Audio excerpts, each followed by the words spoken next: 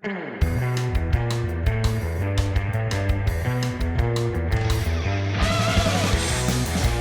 going on? I am Nando. And I'm Diggins. And this is Mostly Nitpicking, a podcast where every week we pick apart a piece of pop culture by looking exclusively at the details. Woo! Yay! Hooray! And we do it regardless of how many of us are actually here and what, and we do it regardless of how much the pop culture is. Actual pop culture. So we can't be stopped. DJ, unfortunately, in a tragic moon accident, trying to slather it with honey. By the way, feel free to @DJ if you figured that out before he did, which is to say you ever figured it out at all. Yeah. I feel like we might be doing 2 episodes without DJ. It all depends. The next episode, no matter what, will be Ghostbusters Afterlife. But oh boy. We had a movie on our hands this week where we were like, is this it? And we were kind of hesitant. And then eventually we settled on this one. And then eventually we never came up with a better idea. Yeah, we really didn't. And we'll talk about it. Diggins, how are you doing this fine day? How was your weekend? Anything fun happen? No, I don't think anything remarkable happened this weekend. Yeah.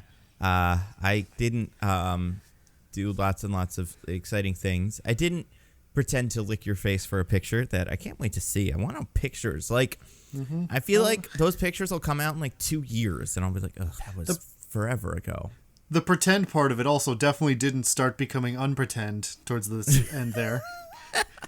It's tough. You got to hold that for way too long.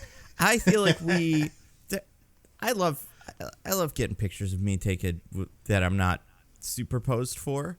I hate having the thing where it's like, okay, hug them and then take picture. Those are always so. We had big weekends, but also this was big for us. We watched a movie this week. Mm-hmm. What do you think? Would you say impacted your life more? What we did this weekend, or watching Red Notice, the movie we watched this week? I just finished Red Notice, so we'll see in terms of staying power, how many times this week at least I go back and think, oh yeah, Red Notice. If I'm in a bullfight or something, I'm like, oh yeah, Red Notice. Or when I'm watching a movie and I'm like, oh yeah, they talked about that movie in Red Notice. Or you're watching a movie and you're like, oh, this regular cliche thing happened, just like in Red Notice. Just like in Red Notice, yeah. I think you could construct scene by scene, line by line, Red Notice from other movies fairly easily. Absolutely. I feel like, I've seen Red Notice already 5 or 6 times in parts, where it's this guy's dialogue plus this guy's action scenes plus this location. Yeah.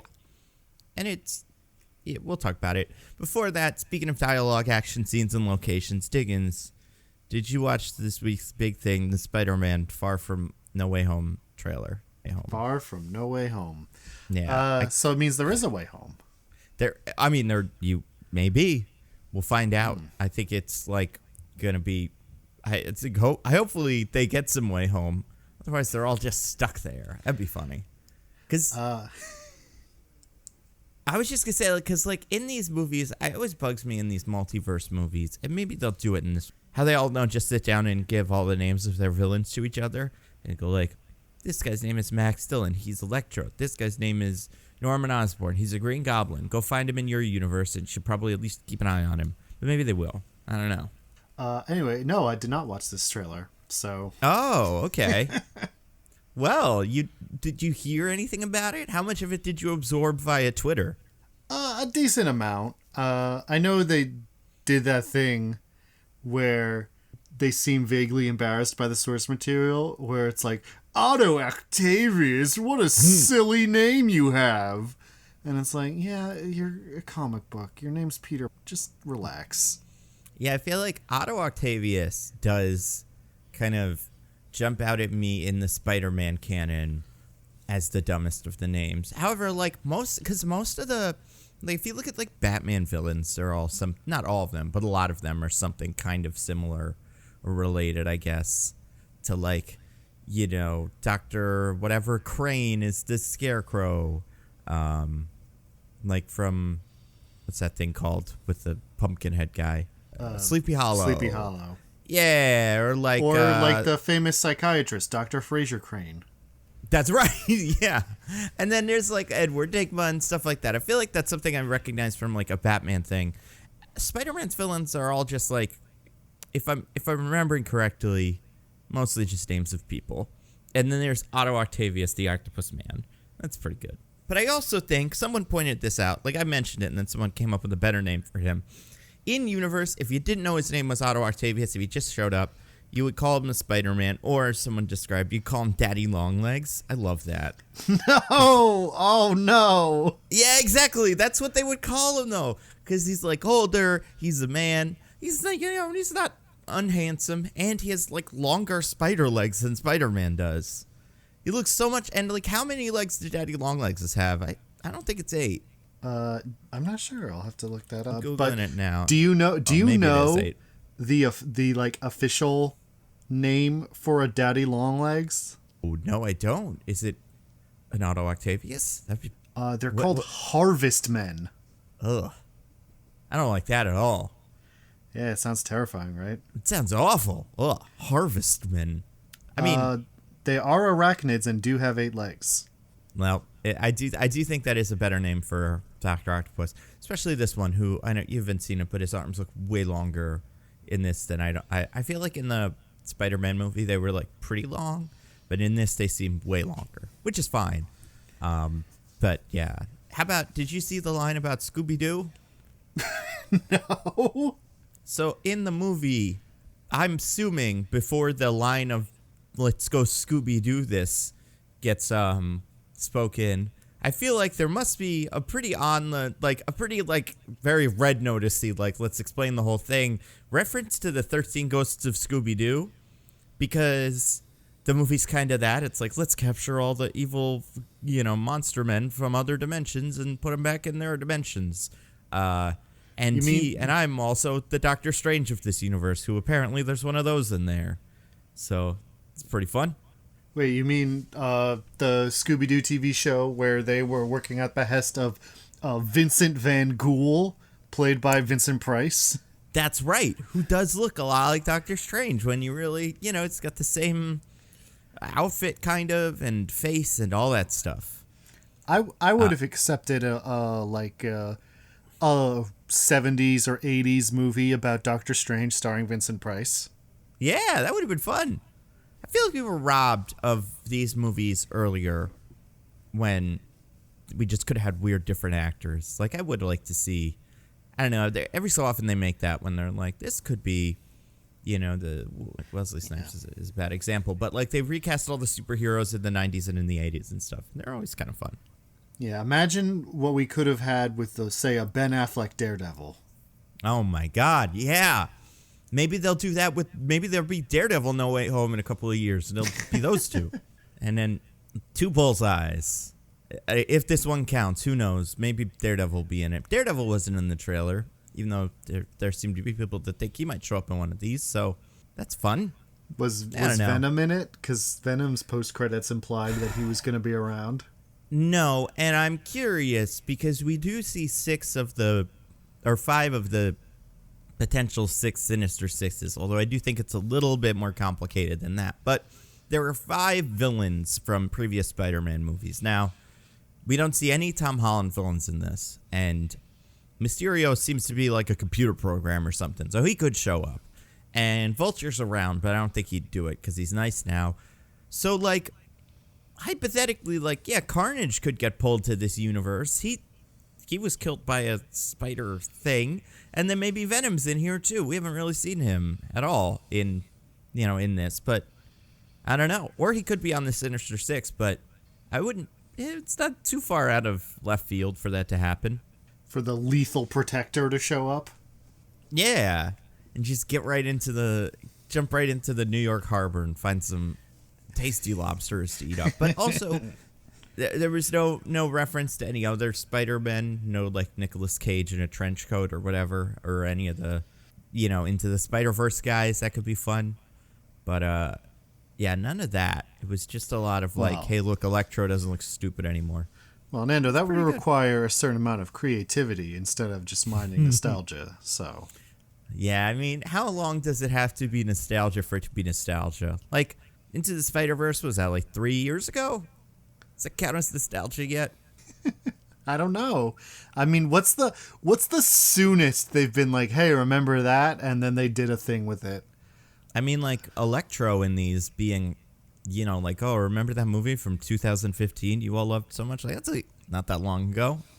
Yeah, right? Remember that one of the worst Spider-Man, probably the single worst Spider-Man movie ever made? So far, we'll see. Yeah, I mean, I guess we'll see. There's still time. Yeah, I don't know. This new one looks fine. It'll probably be fine. It'll probably be fine in the beginning, and then in the end, everybody will show up, and then it'll be pretty cool. And yeah, probably have some ham-fisted line about how they all love Uncle Ben. And then Tom Holland will be like, yeah, and Tony Stark, and they'll all be like, nah, he's not a guy in ours. He's a huge dick and an alcoholic. Yeah. I want to say he was supposed to be in one of them. I think Tony Stark was going to be in the first Spider-Man movie or something, like in Raimi 1, but it didn't make it in, and then they just didn't bother. I can't remember, but yeah. I'm looking forward to the scene where Tobey Maguire Spider-Man is about to murder Tom Holland Spider-Man, and then Tom Holland Spider-Man goes, "Save May." and then they're friends. Yeah, save MJ. And he's like Mary Jane, and he's not really, I forget what it's like Michelle or something in these, but you know, it's kind of a nickname for that. And then Andrew Garfield's like, we didn't have her in mind, but there was going to be her. Then they cut it out. Didn't really fit. It was going to be like yours, Toby, where in the third one you have the other love interest, but we switched who was who. Right, and be like, save Gwen Stacy, and then Tobey Maguire's like, oh yeah, I remember. I think I knew a Gwen Stacy. Yeah, I danced with her once while I was evil or whatever. Yeah, like we went on a date, and I did save her, so it's fine. And then Peter Parker's like, I also don't think I have a Gwen Stacy. Is there anything that's like consistent throughout all three of our universes besides the Aunt Mays? I think that's it. Yeah, right? Yeah, and then Tom Holland Spider-Man's like, man, I hate how all the men in my life wanna bang my Aunt May because she's so young and hot. And Tobey Maguire's like, excuse me? Maybe it's like, maybe like save Flash Thompson, and it's like that. We all had those, I think. They're wildly different guys, but you know, we did have them. So there you go. Did Amazing Spider-Man have a Flash Thompson? It did. He's like they hug in the beginning of the movie, and that's kind of it. Because it's like, I'm sad your dad died. But there is like a scene in Amazing Spider-Man where he's getting bullied, but he's not because he's cool. But somebody else is, and it's by Flash Thompson. I want to say it's like Ed Skrein or something like that. It's an actor that I think you'd kind of recognize. Oh, man. Speaking of actors that sound almost sort of like Ed Skrein. That's right. Ryan Reynolds? Is that who you're talking about? Yep, I'm talking about Ryan Reynolds. Is that who you're talking about? No. Oh, who are you talking about? It's much closer to Ed Skrein than that. Oh, you're talking about the name. Yeah. He is in this. Yeah, the classic guy. Everyone's favorite guy. Everyone's favorite guy. And referencing the other time he showed up for no reason. Yep. And, there's way too much of him in this movie. And there's only maybe 5 seconds. But it is way, way, way too much. I would like to see someone, like every so often someone will make like an Easter egg video and stuff. They would never make it for this because, but if they did, I'd like to see all the Easter eggs because they're not really Easter eggs. It's just all the times Ryan Reynolds says another movie. But I would like to see what that is because it's probably 1 billion or something. It's so many. Every line is some other thing.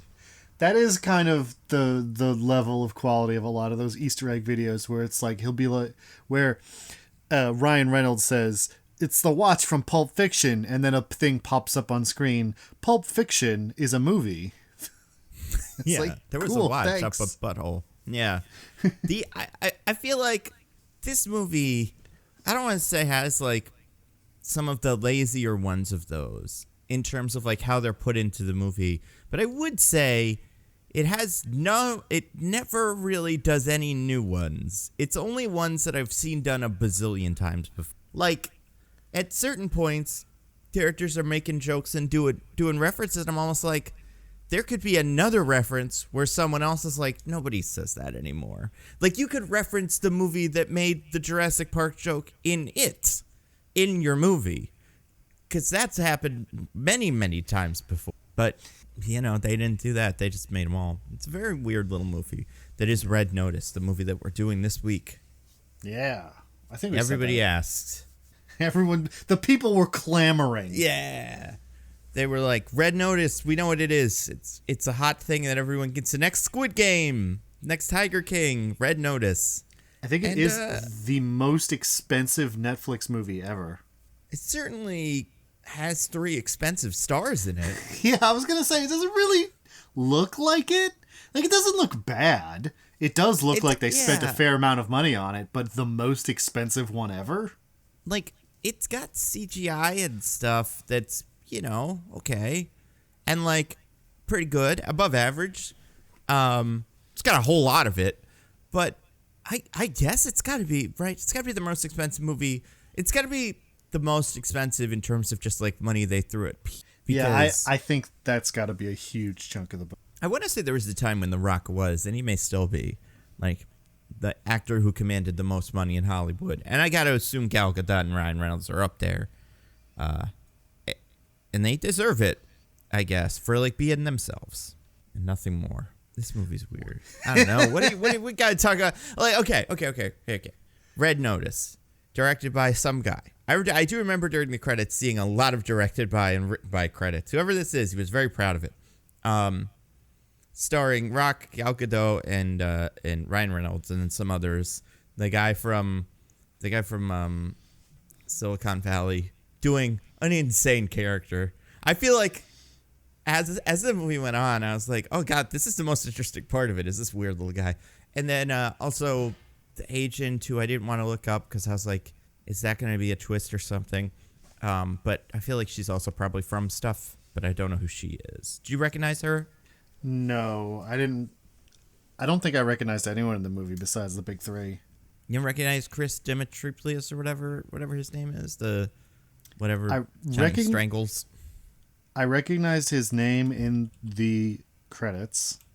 He pops up in a lot of stuff recently. I feel like I've seen him in quite a few things, and I always like him. He is mostly known, like, for me for the Silicon Valley show, but now I'm looking at him like he's not that much. He's the voice of Mickey Mouse. Oh my God, you're right. I mean, he does a lot of voice work in this movie. He is in Invincible, but not a ton, or like not a ton. Did you watch Invincible? Not.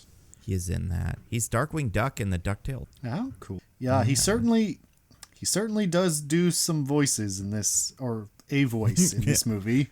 Yeah, and I respect it as a choice. It's something. He's doing stuff, way more stuff than any of the rest of these guys. Like he's doing a character, so that's kind of cool. Yeah, I guess. Yeah, we'll get to it. We'll get to it. He's in Arrested Development, but he might just be in the later ones because I don't remember him. Who? Marty Bark. Marty. I don't think any. Bark. Yeah, I think these were like later Arrested Development seasons because. Oh, Ostrich Farmer and Activist. Does that ring any bells? Yeah. It's been a while. I don't know. Yeah. And then he's also, I want to say, the cameraman from The Office who falls in love with Pam. So he basically shows up at the end of shows when they're not really that great anymore and then probably puts in a very, very respectable. But he is very funny. You know what he is? He's the guy, I don't know if you've ever seen this bit of Silicon Valley, who says this guy fucks to the tall weird one from all that stuff like The Office. You know what I'm talking about? No, I never watched The Office. Oh. He's in many things. He's in the beginning of the other Ghostbusters movie. But anyway, he's like a weird guy. And this billionaire who's financing the Silicon Valley guys meets them all, and he says a bunch of stuff. Doesn't seem to like many of them, but he's this guy. He's like, this guy fucks. And it's pretty funny. I have seen that scene. Yeah, so he's in that. The other actress, Ritu Arya, who is the whatever her name was. She had like a very Inspector Das. Inspector Das, everyone's favorite character. She's in Umbrella Academy as a character named Lila Pitts. Oh, is she Elliot Page? No, not that I remember. I feel like who is this like the cop? Oh, she's the bad guy of second season of Umbrella Academy. Oh, okay. Well, you watch second season? You said she's a cop, so that makes sense. That's fair. Well, she is not a cop. She's actually, I thought it was a different character. Did you watch Umbrella Academy? No, man. Oh, man, you're missing out. Batting 0 here so far. Umbrella Academy is good, but yeah, she's in a lot of it, she's fine in that, fine in this. Yeah, but anyway, she's doing a job. Are we gonna do an IMDb game? We're gonna do an IMDb game. I was gonna say, before we talk too much about our opinions on the movie, although I think it's fairly clear at this point. Yeah. Why don't we head on over to the IMDb? B as in spelling bee. So we don't have a DJ to tell us which of us did best. Who would be in charge this week? I can't even remember. I would. After your 7 tiebreakers on Eternals, I eventually won. Yeah, that's right. So then, you can carry that over next week, but we're going to have a little fun bonus round here where we're both just going to give our summaries without having looked at it. Then we're going to look it up later. And we'll probably, after that, immediately know who won. But if we don't, then we'll let you guys, the fans, decide. Mm-hmm. And that'll probably, you guys will probably be better at deciding than us. Yeah, for all the cash prizes that this game is worth, you guys get to decide who wins. Listen, winning stuff is so important in life. And I have a very narrow amount of things that I can win in, besides video games. In your everyday life when you're not in, I don't know, grade school playing dodgeball. If you want to get your win high in, you need to get it where you can. So there are so few opportunities to win. Yeah, in life.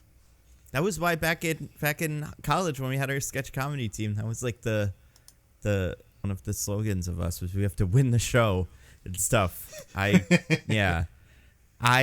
So since you won last week, I'll give you the determination. You can go first or second. All right. I'm going to go first. Cool. I think I got it. Okay. An FBI profiler, or when an FBI profiler is framed for an art heist he didn't commit, he's forced to team up with the thief he helped take down to clear his name and catch the real thief. Okay. I'm going to say there'll definitely be some similarities there, but I think I have a couple of differences that I had decided on before. So let's say 2 of the most fiercest of rivals are forced to... Okay, let's do it like this. 2 of the fiercest of rivals, an FBI profiler and a master thief, are forced to work together to steal Cleopatra's famous eggs. Because, before they're both stolen by a mysterious figure known only as the Bishop. Yeah, that's my guess. I really wanted to say Bishop and eggs. So let's look it up. Oh my God. Go to Red Notice. We both did so bad. No, we did great. IMDb did bad. IMDb has failed us. What is it? Yeah, IMDb's is incredibly terrible, honestly. Oh my God, this is really terrible. I don't know if we got any of these words. I said art thief. That's true. You did say art thief. None of these things are... Who is the Interpol agent in this? I guess Inspector Das. This is a movie about Inspector Das. Wow. For the listener, if you didn't look it up yourself, the IMDb summary is an Interpol agent tracks the world's most wanted art thief, which is not what this movie's about. No, I mean, technically that does happen at some point in the movie, but also not really, because at one point in the movie it is very clearly stated that he is not the most wanted art thief. And the Interpol agent doesn't seem to even give a shit about the most wanted art thief. Yeah, So. and the main character, who is the law enforcement figure, is not in Interpol. No, very specifically. Yeah, it's a big plot point in the beginning. And so, yeah, this is interesting. I'm willing to bet whoever wrote this thing watched the movie and then kind of forgot. And then the next day had to try to put it together. And that's what they had. Yeah, I mean, that's fair. Great. I watched this movie. I finished watching like hour and a half ago, and it's already just leaking out of there. Yeah, I think you did say art thief, and I didn't have any of these words, so I'm going to say you also did win. Unless I blacked out during mine and forgot that I said the word Interpol, which I couldn't have. I don't think there's any way I could do better than that. You did say thief. You did not say art. I did say art thief. Yeah. So I guess on that slimmest of margins, I win. I guess. Yeah, I think so. Also, is he an art thief? Like, he steals art, but the eggs aren't art, are they? Well, they're an art object. Art? It's I think it's considered. Well, I guess it's. I mean, they're so old that one might consider them more of an artifact than an art object. Yeah. But they are originally an art object. But also, so now we're talking about the movie. Let's just talk about the movie. Wait, real quick, I want to say this before we get off of it. On the IMDb page, because this is beautiful, and I don't think we'll ever see this again.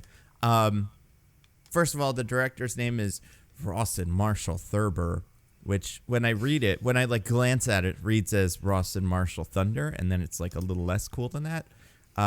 Directed a lot of stuff, including like the Skyscraper movie, the Dodgeball movie, what is it? Easy A, it seems like. Oh no, he is in Easy A. He's in Easy A. Yeah. He directed Central Intelligence, starring The Rock. We Are the Millers. He directed an episode of a TV show called Marry Me.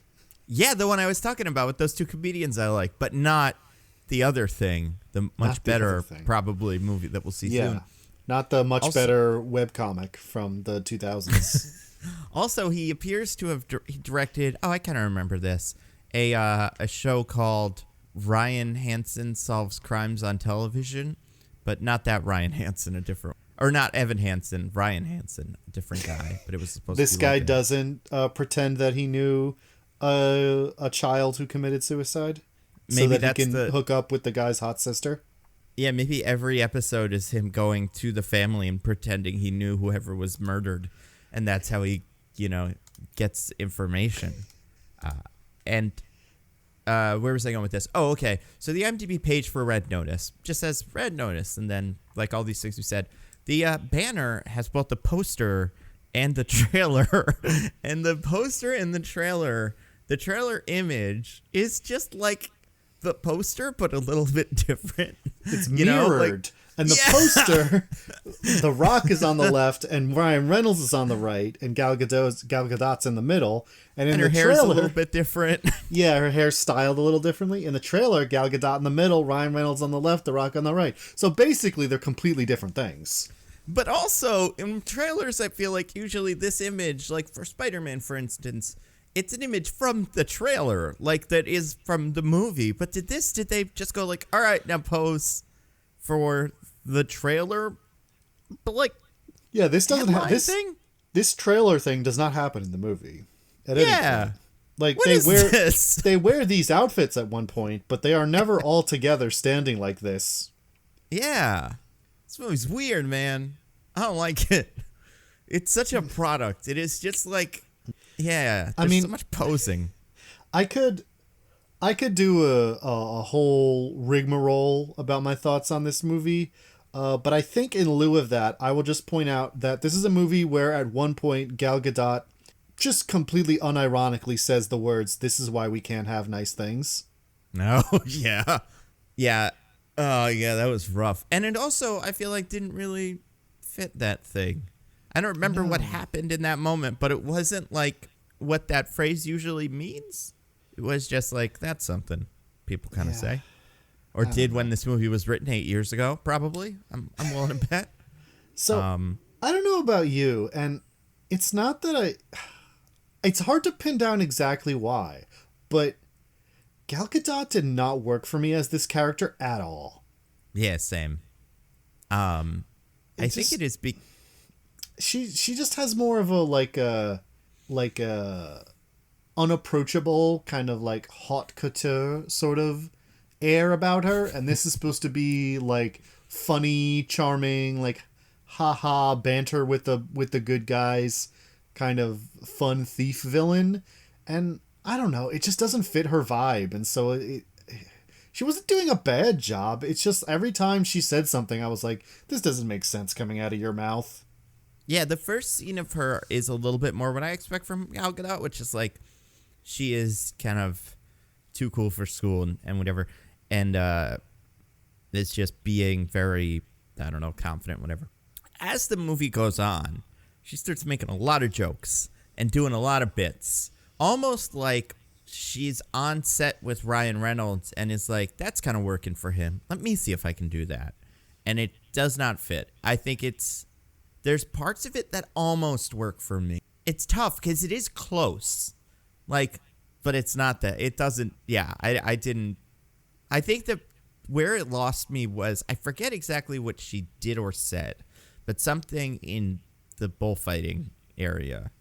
There was like some face she made, or like something physical she did that I was like almost, but not quite there. Was it downtown? Oh, that was a lot, but no, it was something where she downtown was rough. But it was something where she like left the room and went, "Bye guys," or something, and I could see someone like Tessa Thompson doing that, and I buy it, or I don't know, someone who's just a little funnier. Not that Gal Gadot isn't funny, but not this kind of funny.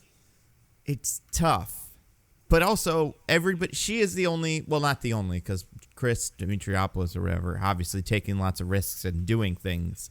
She is the only person that's trying anything new at all in the big three of this movie. So I got to give her a little bit of credit for that. But I do think there's a version of this movie where she doesn't make lots of jokes and she just kind of does Wonder Woman and like or even does herself in Fast Five, does Giselle. And I'm like, yeah, that's what I expect. But yeah, they made her like really out there at some points and just kind of wacky. It felt weird. It didn't feel right. But what were you gonna say? Yeah. It's not like Ryan Reynolds made me laugh much either. So maybe it's more the material's fault. It's very likely we can blame Ralston Martian Thunder or whatever his name is for that, because he also wrote it. Written, directed by this guy who is, he's in there.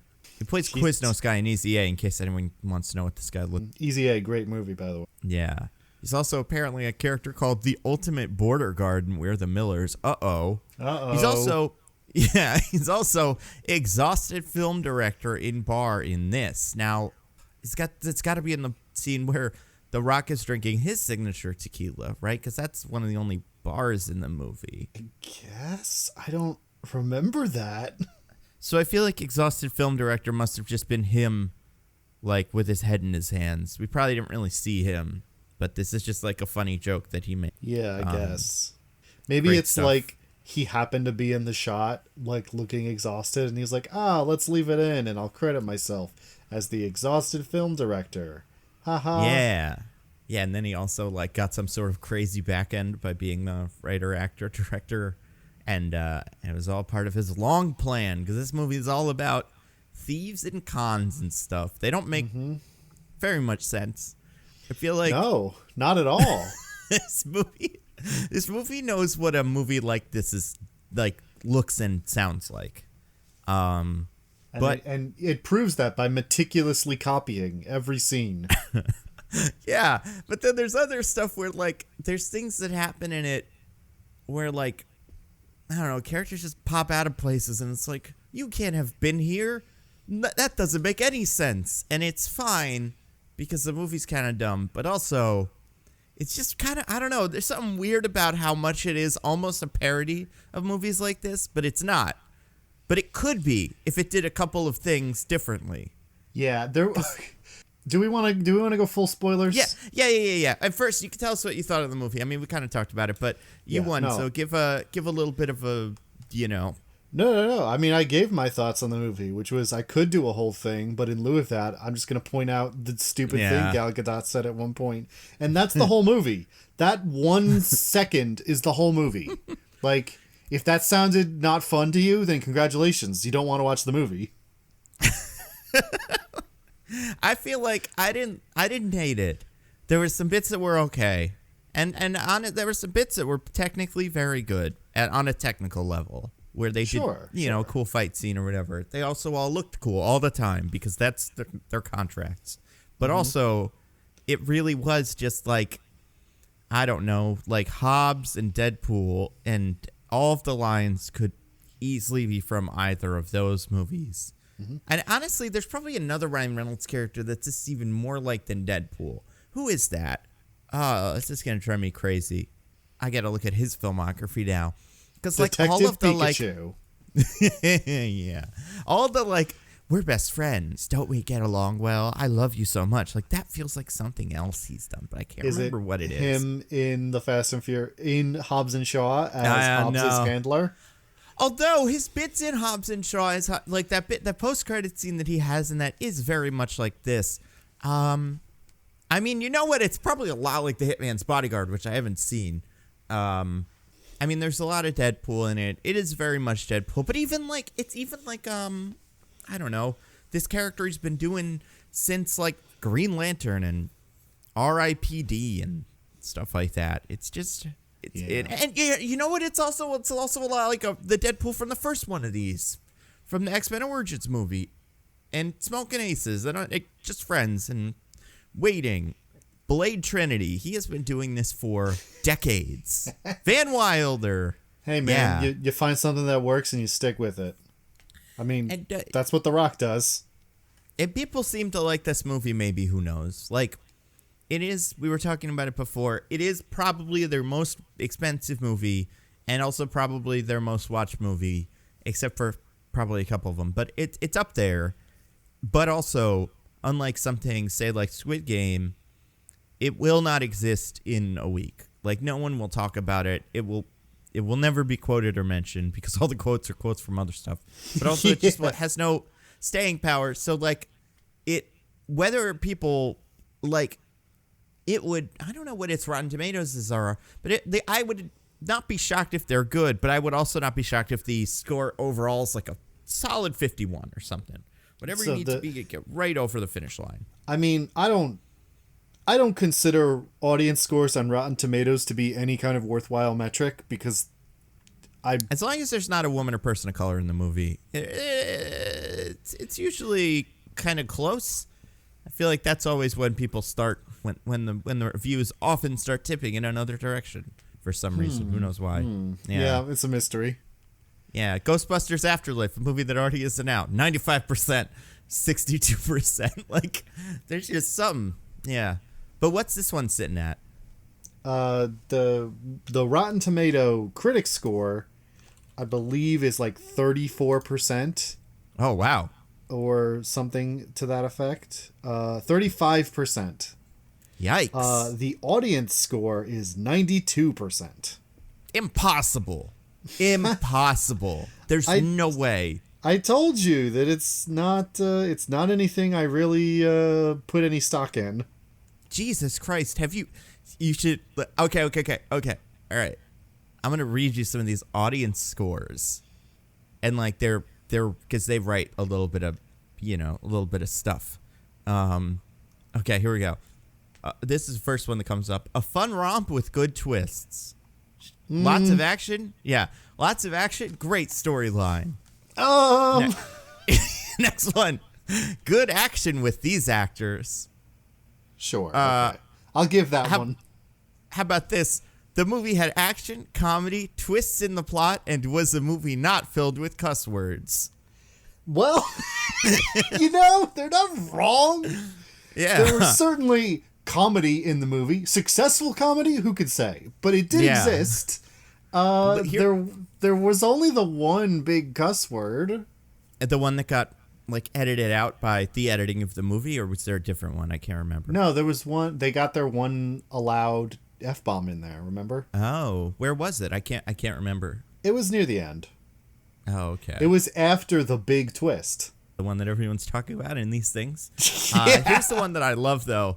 This one just reads comedy, comma, action, comma, suspense. So, this is bots or something, right? There's no way these people are real. Yeah, no, obviously not.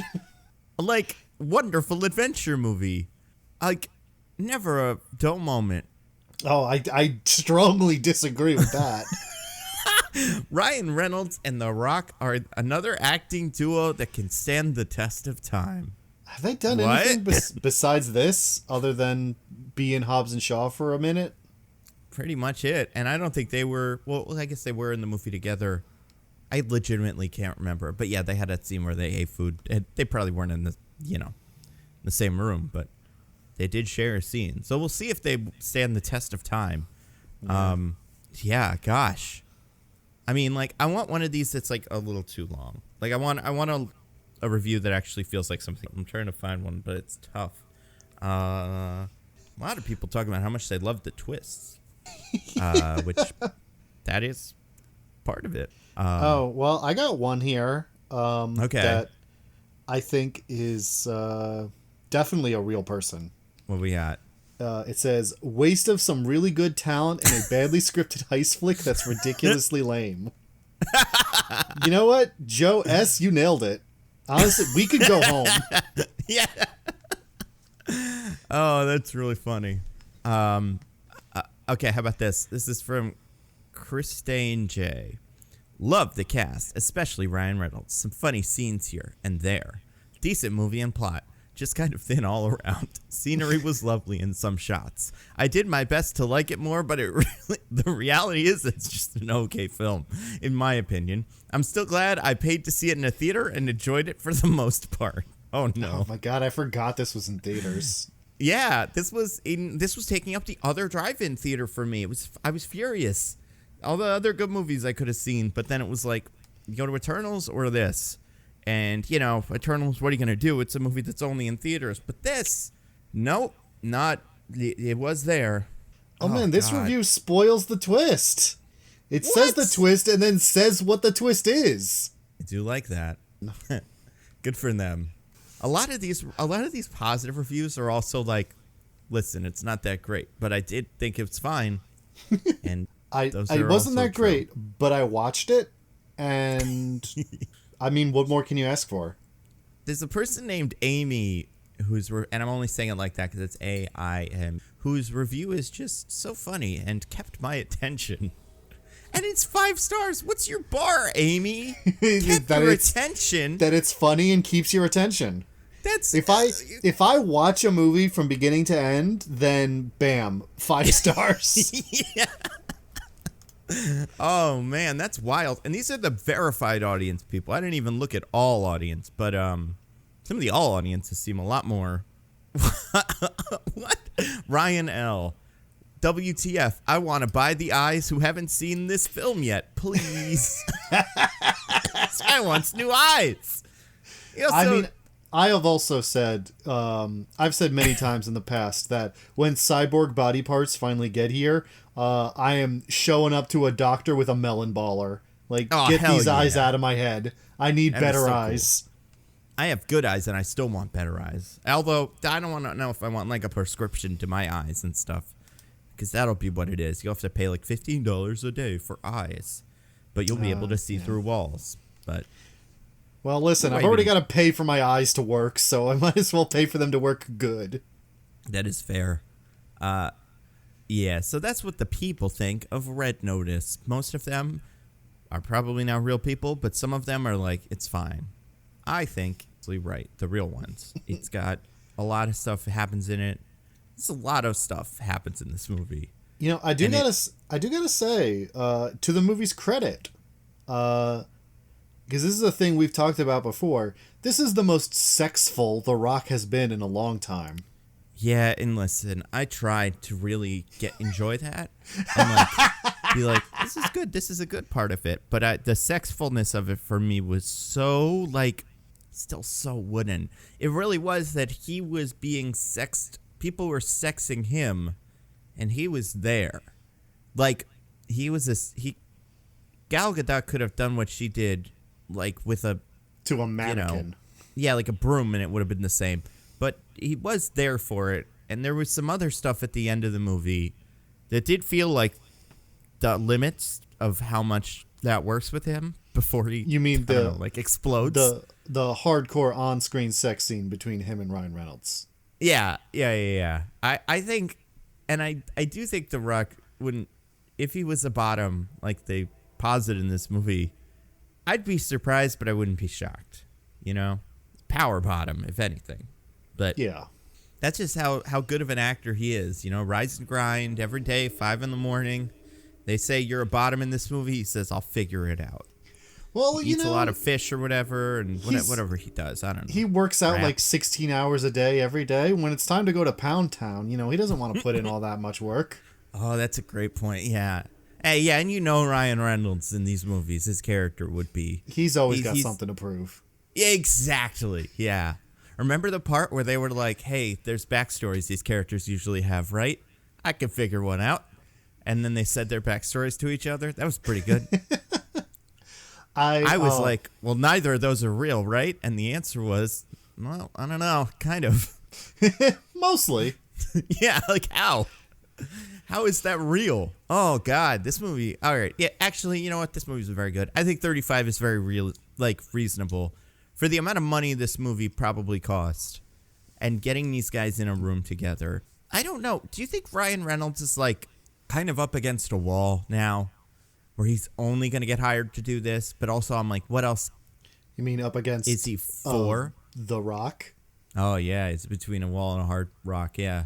But because neither of these actors for me do anything but this anymore. It's I don't remember a time when they've done something else. I think that's kind of common these days, at least, where it's you're a big blockbuster actor. You work your way up to the point where you get to be the lead doing whatever your shtick is, whether it's, cool action guy who has big muscles, or whether it's a cool action guy who says funny things. And then you just never stop doing that because you get paid $1 billion every movie. You set your quote at however much, and then every movie has to pay the quote. And so the only even movies, if you do a bad job.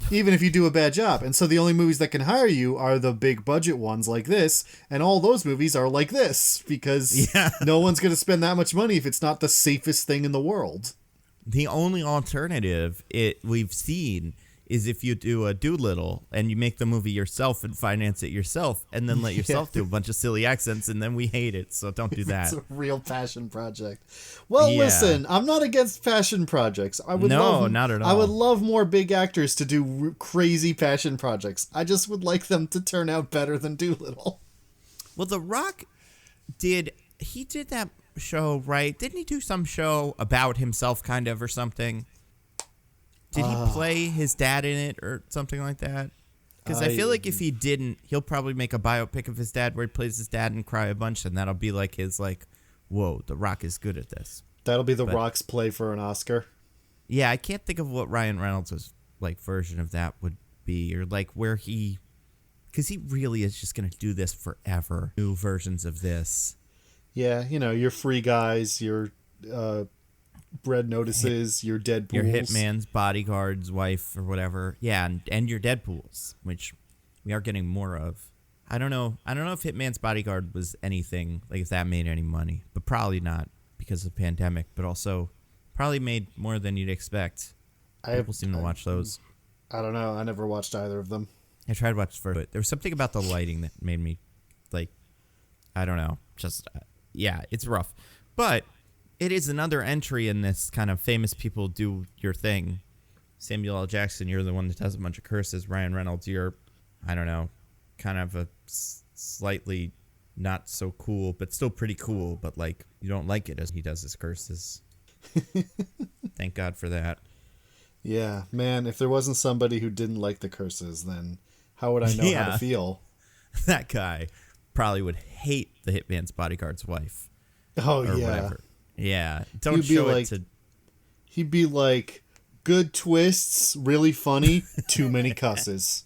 Too many cusses. Yeah, just watch the Ryan Reynolds parts and skip through the rest. He has one cuss, but it's okay, because most cusses. Okay, this movie, let's talk about it. Are we going to do spoilers or non-spoilers and then spoilers? We probably shouldn't spoil it. It's got so many twists. It's so many twists. Yeah. Oh, man, it's like a water slide. There's so many twists and turns. Yeah, it's like a twist in. It's like Pulp Fiction. Speaking of Pulp Fiction. Well, let's talk the references too. I saw like a algorithmically generated like, hey, this is a movie you should watch thing about this movie that specifically called out that it has a Pulp Fiction joke in it. And so I was waiting the whole movie for a Pulp Fiction joke. And when it arrived, I was like, that's it. He just said the words Pulp Fiction and that was the joke. Yeah. It was pretty funny when he said it. That algorithm is for that. Like, this movie was made to maximize algorithms like that. Yeah, I guess. Where you watch it and you're like, oh yeah, that guy is like dressed like a God. I can't even remember what any of. That's the other thing. There were lots of like little things that he said, that Ryan Reynolds mostly said. I don't remember what any of them were. I said Indiana Jones a couple times, maybe. I said Ocean's 11 a couple times. I don't know, but yeah, we're gonna talk about it. This movie is about a guy who is a turtleneck. He is a guy from Interpol, but not really. But that's what the IMDb summary thinks, so we'll go with it. And he is a like, as far as we know, like Mindhunters, kind of, right? In this, that's what The Rock is doing. He says he's an FBI profiler, which would mean he's not a field agent. He's not someone who goes out and makes arrests. Nope. Although he does. I do want to give this movie credit. For kind of sort of knowing what Interpol is more than most movies and stuff do. That's true. And this guy is like, so when The Rock shows up, he gets out of a car and he starts talking to whatever her name is, Inspector Doss. Doss, that's what it was, yeah. So he's talking to her, and it's kind of like that scene from Fast 6 where it's like, hey, I'm The Rock. I'm all business and take no prisoners, whatever. Is that the only introduction to her he's ever given? Could anyone have gotten out of that car and just been like, hey, I'm The Rock. Cool, tough guy. Let me get close to the egg. My impression was that they had spoken, but like they came from the same place or something. Like he had met her at the Interpol office and then they went to the museum. But I could be wrong. That makes sense. This movie, like we said, is also about Cleopatra's 3 golden eggs. So let me talk about Cleopatra's 3 golden eggs. Yeah, let's hear it. So first of all, the movie starts with some narration telling us about Cleopatra's 3 golden eggs. Oh, yeah, I forgot about the narration. It's the first thing. This is one of those movies I watched 20 minutes of and then went to sleep and then watched the rest of. So I kind of forgot some of the first 20 minutes stuff, and that's part of it. Yeah. Ugh. In the, like, minute of dialogue about that, it gets a couple things wrong. Like what? Like, claims Mark Antony and Cleopatra were married. No. Incorrect. Famously, he was flagrantly cheating on his wife with her, which a lot of people thought was not cool of him at the time, contemporaneously. I mean, they all cheated on their wives, but he was really obvious about it, and they thought that was in poor taste. Secondly, killed themselves so that they wouldn't be apart. No, I think they killed themselves because Augustus was going to kill them himself when he caught them. And they're like, don't want to be executed by him. It'll probably suck. That's true. So not really anything to do with their romance there. But are the eggs real? Is that anything? No. A, the eggs are not real. B, given both the pristine quality that they are in, just like they were made yesterday, and the actual design of them, which is not to, the Romans had metalworking, sure, but these are very clearly and obviously Fabergé eggs. They look exactly like Fabergé eggs. So why did they make them Cleopatra's eggs? We already have Fabergé eggs. Just say that they're some super special ones that the emperor was going to give to his wife before the revolution happened. That's even a real thing. Those exist. I mean, we know where they are. Which emperor? I guess that would have been Nicholas, the Russian emperor. Fabergé eggs are Russian. Yeah, I mean, it could be anything from like maybe, the last 200-300 years. The French, Louis the 15th's eggs. He loves them so much, and then they're been scattered to the winds. But yeah, they're so old. They're like thousands and thousands of years old. These eggs, hypothetically, if they were real. If you've ever been to a museum and seen like a famous old thing, they don't look that good. Like, it's still impressive and cool to see, like, hey, this is, some Roman thing, some Roman gold egg, but they don't look like they were made yesterday. Yeah, in the beginning, by the way, that introduction with like all the wrong history, it's also insanely boring. Like, I feel like a lot of the times they do that where there's some sort of like, I don't know, little jazzy narration of like, yeah, I like the Iron Man movies have them like Tony Stark, a billionaire, everyone loves him. Here's the video about Tony Stark. Like, they try to make those a little exciting because we also have to watch them, and also someone in universe like hypothetically has to have some interest in them, which apparently Ryan Reynolds just leave these on. Like, he's like, here's some really, really, really basic information about this egg I have at least had to Google before this. But like, yeah, it's the most boring documentary about these eggs with, next to no information that he is watching while he is making his own one of them. Really weird. And also, Cleopatra, I wouldn't say known for eggs. She's not an egg-themed person, No, not typically, no. Yeah, like at the snakes. I'd be like, oh yeah, that's like, she's got snake. That's part of her deal. I wouldn't even say eggs are particularly Egyptian. Like, I mean, I'm sure they have eggs, but it's not something I would say they're known for. So, really weird choice. Yeah. And maybe they came up with the idea of like, oh, an Egyptian billionaire with a daughter named Cleopatra, and worked backwards from there. Yeah. The other thing is, there's sometimes when the eggs have to be moved or stolen, and I'm like, it really could be any statue or thing. There aren't any really clever or specific like switches where it's like, oh, I get it. This has to be the same shape as a football or something like that. It really could be anything that's big enough to hold. It is in a classical sense, as Ryan Reynolds points out at one point, because of course he does, a MacGuffin. It makes literally no difference what it is. It's just a thing that people want. And it's funny because in this movie, so, yeah, he wants to steal it to get respect and stuff. The billionaire wants it because of his daughter's birthday. And who knows, maybe later there will be consequences for that billionaire. Did he not think through that part of it? Like, then again, I'm pretty sure that if you are found, like, if something that you have, like some art object you have turns out to have been stolen, like has famously happened to Nicolas Cage, you're not arrested. You're just told that and you have to give it back. You're like, oh, whoops, I didn't know it was stolen. I just bought it. Here you go. They definitely don't arrest your daughter. Or Ed Sheeran. Or Ed Sheeran, yeah. The talent of the thing. Unless maybe he was part of it. Is Ed Sheeran a Nazi in this universe? Maybe.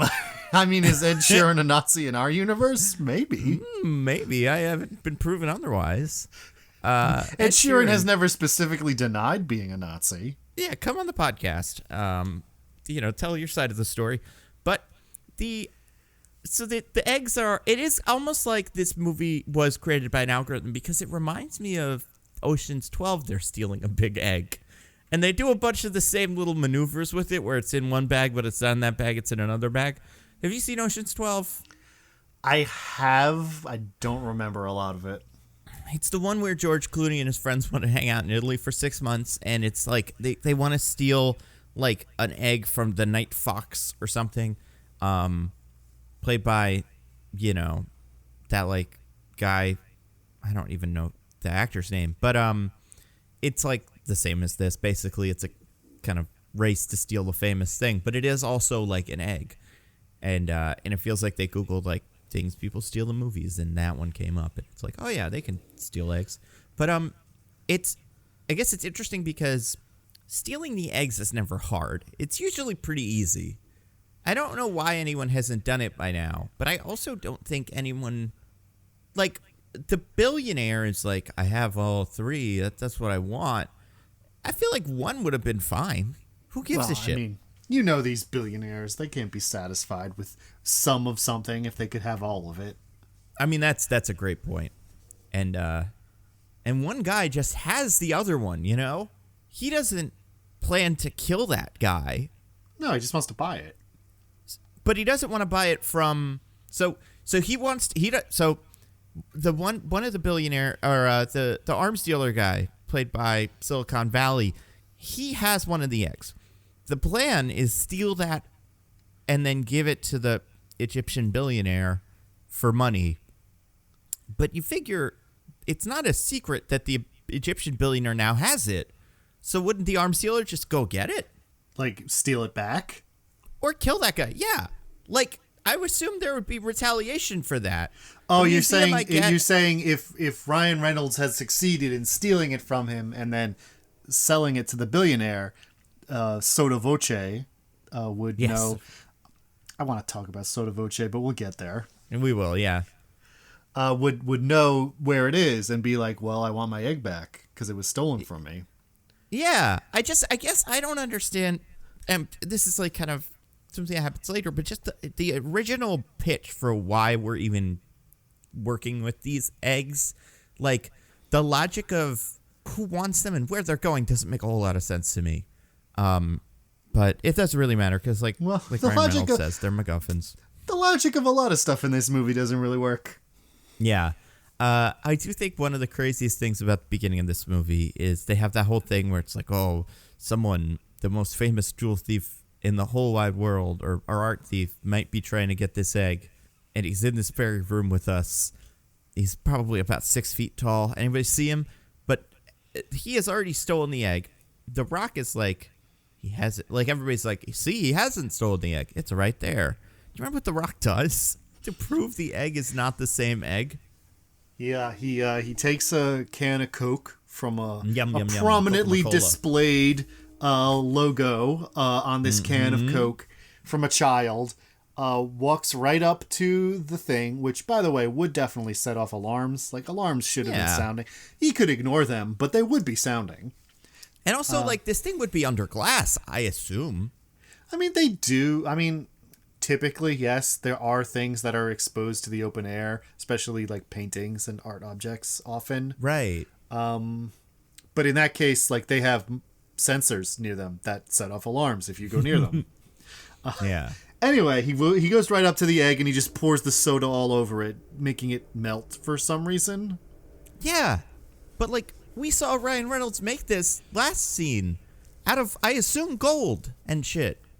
I mean, maybe not, like, it's probably not, like, full gold because that's a lot of money to spend to make that. But I assume he made it out of some kind of metal and maybe gold-plated it or something. Yeah, it's not made of sugar or... Well, but apparently it is. Yeah, it's a big cotton candy egg. I couldn't figure out why that was some cool thing that The Rock did, as opposed to just like what I kind of figured, which I say happens later, where you just pick it up, break it on the floor, and be like, yeah, see, this is the same one. Yeah, what was his plan if that didn't work? If he was like, oh, I guess he made it out of metal. That makes a lot of sense, actually, now that I think about it. Right? Like, yeah, it's so weird that it just dissolves. And it doesn't even dissolve, like, you know... Some of it dissolves, the paint dissolves off it, the whole thing. For people that haven't watched this movie, it just fully disappears. The Coca-Cola, and I get it, Coke is not great for you, you know. It could just peel the paint off a car sometimes, but like, yeah, it just rips this thing to shreds.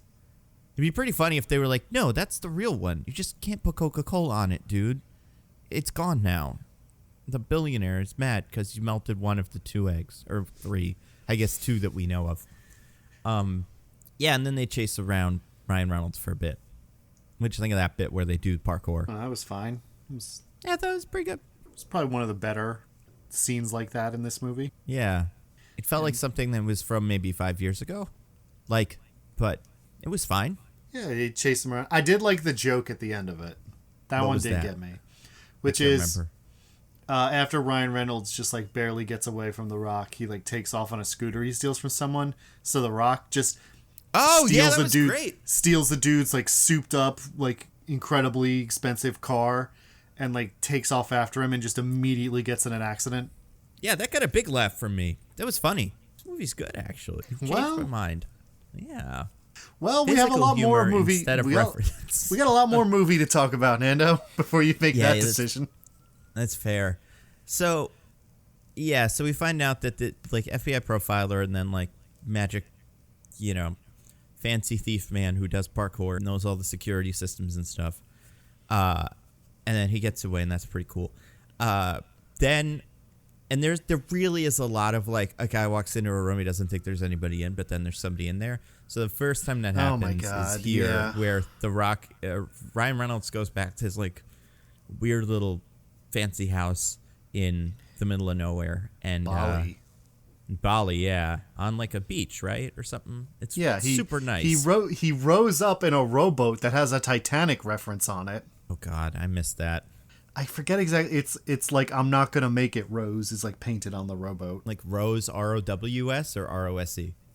ROSE, like Titanic. Ah, I like a good pun. But yeah, he has like a full like fancy Bel Air house that you'd expect with lots of open stuff and glass, everything, just in the middle of the jungle. What is in this house, by the way? Anything interesting in this house? Oh, I mean, there's some nice decor. There's a few paintings, and Dwayne "The Rock" Johnson. Whoa, just sitting around being casual. The second he walked into the house, I was like, "Oh, so The Rock's here, right?" And just wait for it.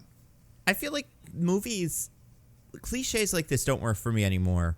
Where it's like, we're going to show you something that isn't that interesting, because something interesting's going to happen. Like, I need some movies to just fake me out on that for a couple of years, where just we show every second of that character's day, and it's mostly just him walking around his house and drinking his aviation gin label out, and then that's like, then I'll be reset. But now it's like every time someone gets in a car and it's nothing interesting, the car's gonna crash. Every time someone goes into their house, there's somebody else in the house. I'm not talking about this car crash. I'm talking about some others and other things, because this car crash was great. But yeah, he does drink a little bit of aviation gin. Cannot stress that enough. I've never had it, but I kind of want it now. Yeah, for some reason after I watched this movie, I like really wanted to have a Coke aviation gin high C drink blend. Oh, and you want to throw some whatever it is, rock tequila in there too. Oh yeah, of course, yes. I gotta look up that brand. I don't know what that one is. I feel like that the celebrity tequila brand specifically feels like there are a lot of those, more than there are gins. I don't know too much about this, but I do know Diddy and a lot of those guys have specialty vodkas. Those were really in for a while, and then Clooney did Casamigos tequila, and I feel like a lot of tequilas popped up. I can't think of too many gins. And I also don't recognize the bottle the same way I recognize the aviation gin one. So when I saw it in this, I was like, that's aviation gin. But when I saw someone pour tequila, I was like, that's probably The Rock's tequila. It's called Terramana. It's probably fine. Probably. I don't know. I've never had tequila. Yeah. It looks expensive. It's not actually. Now I'm looking at it online. It's actually on the cheaper side. So good stuff. But yeah. And then Ryan Reynolds is arrested. Oh boy. Oh no.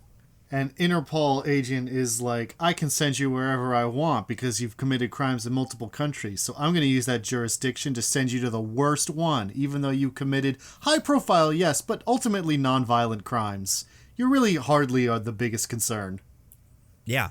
And also, like, I would assume some of those countries want you more than others. Like, I assume someone at some point would try to extradite you to their country for their crimes.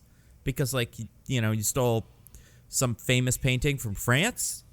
And they'd be like, well, actually, one person from Interpol, had complete control over this, and I decided to send him to a gulag. Like, isn't that fun? You'll never see him again. He's probably already dead.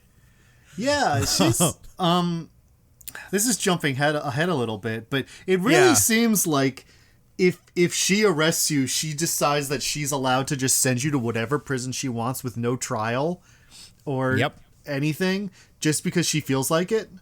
Which actually, that's pretty bad. I don't know. Yeah, I mean, she's not the hero of this movie, but it seems pretty evil. There was that point early on before we really dealt with Gal Gadot where I'm like, oh, this one's bad too. She's part of it.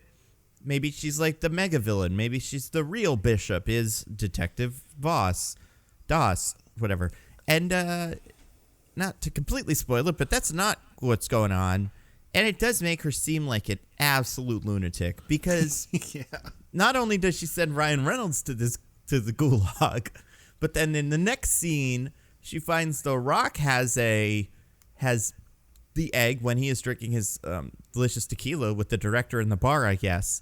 And oh yeah, that's when this happened. And he plays it off as like, "Oh, I didn't even know this was a mistake. This must have been a clever ruse." And her whole explanation for why she's going to send him to jail forever is, I called your boss and they said they didn't know who you were. And you have this, so I guess you are also going to the gulag. Like, he's not. Oh, no, Nando. That's why she arrests him. That's not why she sends him to the gulag. Why did she send him to the gulag? I can't remember. So basically, she says, like, I called your boss and they say you don't exist. And also, I found an account where you got sent a bunch of money when the egg got stolen. So that's why I'm arresting you. But also, I'm upset that you lied to me, so I'm going to send you to a gulag to rot and die. I'm going to send you to a gulag with no trial for the rest of your life because I'm mad. Yeah. And then it turned out that she's not the bad guy. She's just crazy. And again, she's a cop, so, So she is the bad guy. So she's the bad guy and maybe not trustworthy, but a wild, like, way to get those characters into a place that they don't really need to be at all anyway because they just escape. But, I kind of figured, and I don't want to tell this movie how to do its job, but it is like I've seen enough movies that I've seen The Rock do this before. I kind of saw this as like a little, Fast and Furious, I guess 8. Which Fast and Furious movie did this? Where he like goes to jail with the guy he doesn't like for a while, and they both have to break out. And that's 6 with Hobbs and Shaw. It's one of them, and maybe it actually does play out this way. But you kind of figure no, because 6 does this a little bit where it's like you're going into jail to get the information from the guy. But if you get burned, yeah, because 7 is the first one with Shaw. So that's right. It is 8. You're right. It is 8. Yeah. So I'm mixing them together because 6 has the bit where Brian goes into prison. And it's like you're going into prison with the guy you hate to get information, and if you don't get out in this amount of time, I can't get you out ever. Like, I feel like movies have done that before, and you kind of figure if that's what's going on, that's why you just do this and then have him get burned by like Red Notice, and he's stuck in the prison. But in this, he like is assumed to have maybe committed an art crime, like a little bit. Like, obviously he has the thing, but he didn't do any other art crimes that we know of.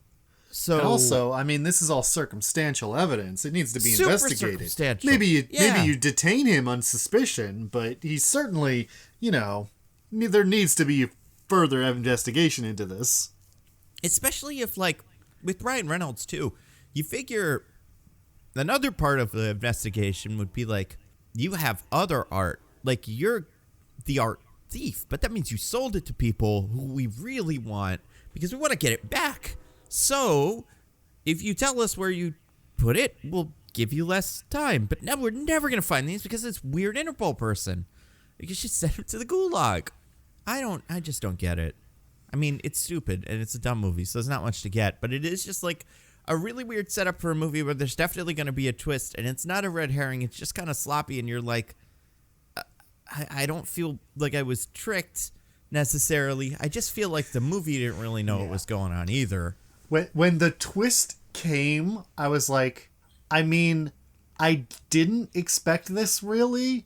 Not because it's like cleverly written, but because nothing about the movie led me to believe that all the cliches and nonsense you're talking about now wasn't just part of it. Because it's all cliches and nonsense. Right, and there's some other cliches and nonsense that would also lead you to believe other stuff's going on, which I'll get to, that makes even less sense than all the stuff that they explain in the movie, like in the little twist flashbacks. So I'm like, I know you said that's what the twist is, but I'm pretty sure there's another twist, or there's one of the characters is magic. It's like Now You See Me, where it's like there's also just this other super level of actual magicians that are in charge of it all, because none of it really works together. Yeah, so they both go to Gulag, and then they tell each other that they're all friends and stuff. Like that, they have the same bunk. I assume she doesn't get that much control over the Gulag situation when she sends them there, but I guess maybe she does. I don't know. I mean, maybe they imply that she did it on purpose, because Ryan Reynolds is like, she's got a sense of humor. Yeah, I probably don't let you do that, especially if what Ryan Reynolds is known for is breaking out of these jails. And I think generally I mean, I'm not that familiar with the prison system in Russia.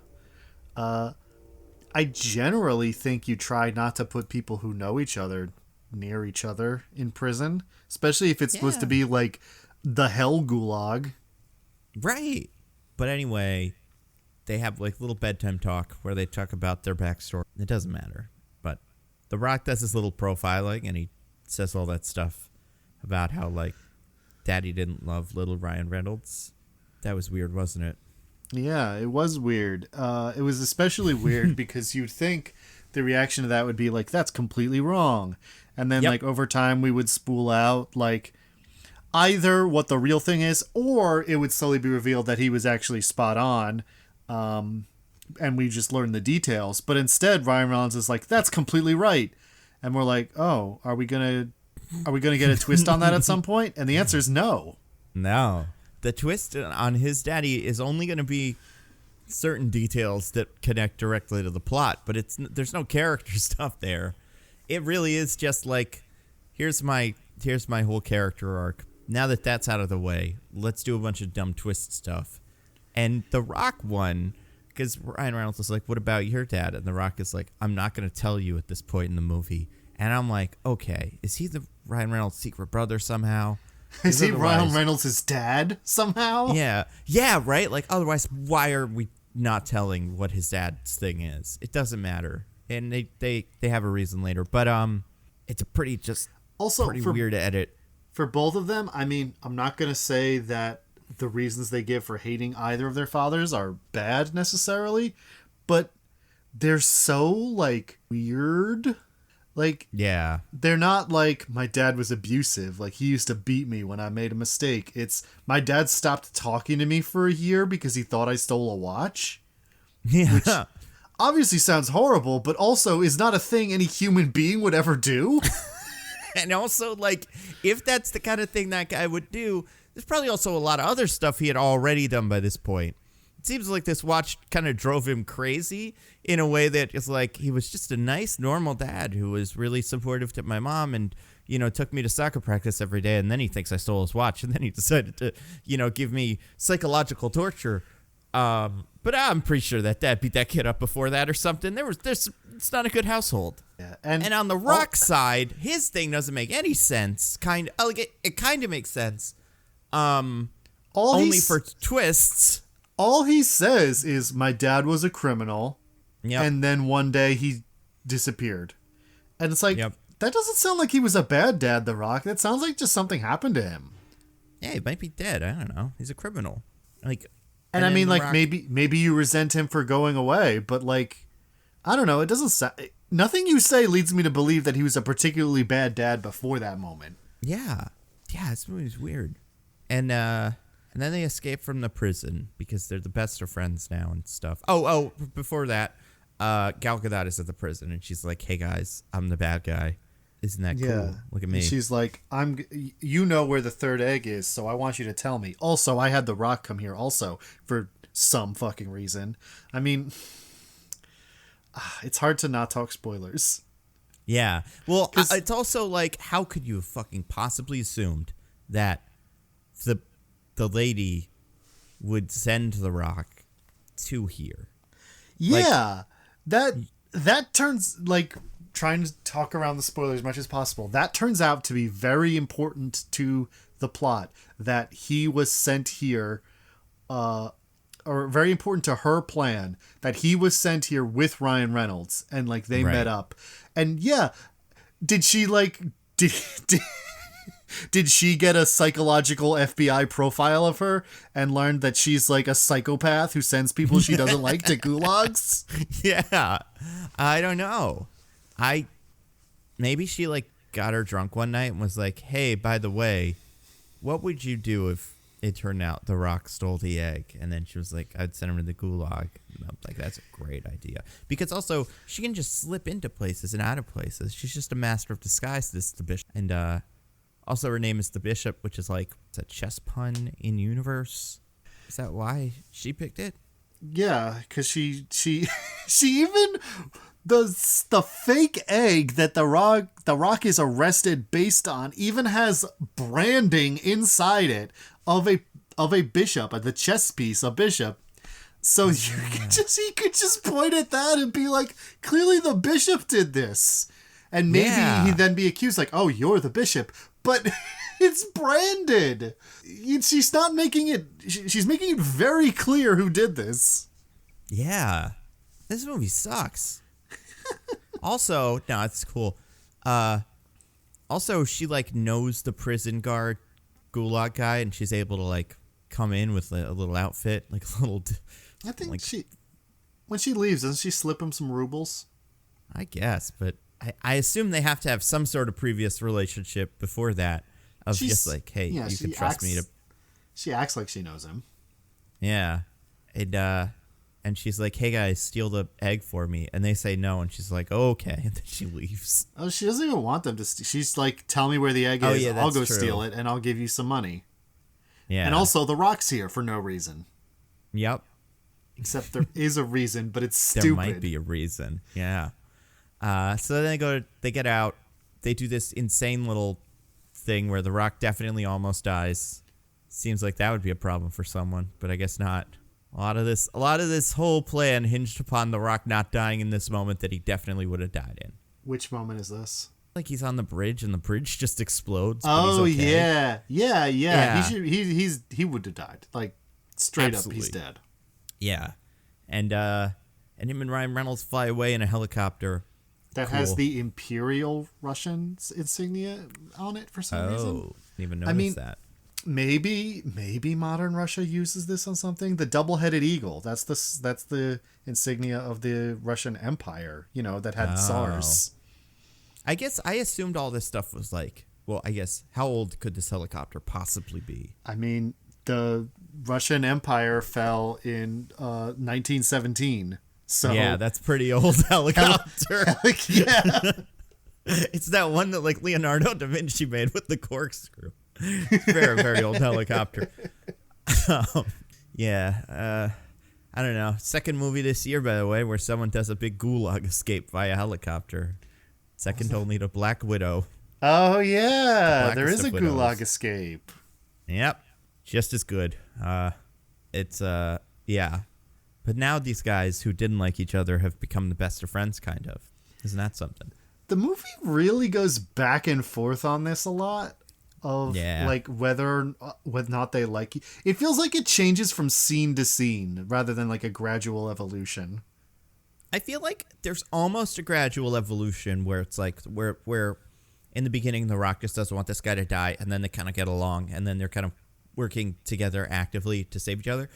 If it wasn't for all of Ryan Reynolds' little buttons of like, see, we're working together, good friends, Bonnie and Clyde, me and you, I would maybe be like, I would buy it a little more, but there's so much of him pointing out how great it's going that I'm like, I guess it is. I don't know. You're there, I'm not. So if you're saying you guys are friends, then yeah, I guess the like, if you laid out what happens in the movie, then the arc of it makes sense. But yeah, it's just like the interpersonal relationship aspect of it changes wildly from scene to scene. And Ryan Reynolds, this guy, will not shut up about it. It just fucking constantly like, we're a buddy cop movie bunch of guys, and I'm, kind of a screw up, and you're a lawman. Isn't that like movies? It's a lot. Yeah, I feel like Marshall Thunder Rawson or whatever. Yeah, was like, it's okay if I Rumble Johnson. It's okay if I build my movie entirely out of cliches if the characters are constantly talking about how cliched it is, and like, nah, that's not how that works. No, not at all. And yeah, I mean, you could do it once or twice and have a guy be like, this is really cliche, and I still wouldn't like it. But it's like every other word out of Ryan Reynolds' fucking mouth, and it's just so much.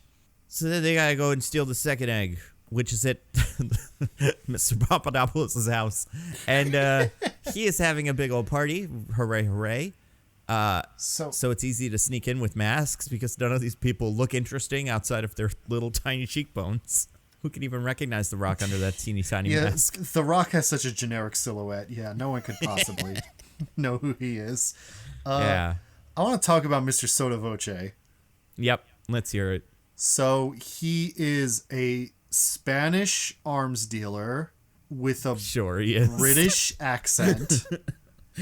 Sure it is. With a Latin name. A Latin phrase for a name, in fact. Sotto voce, if you do not know, is a phrase that means to speak quietly on purpose for emphasis. Oh, that makes a lot more sense because that's what he's doing the whole time. Yeah, but why is his name a Latin phrase and why doesn't anyone talk about it? It's a good question.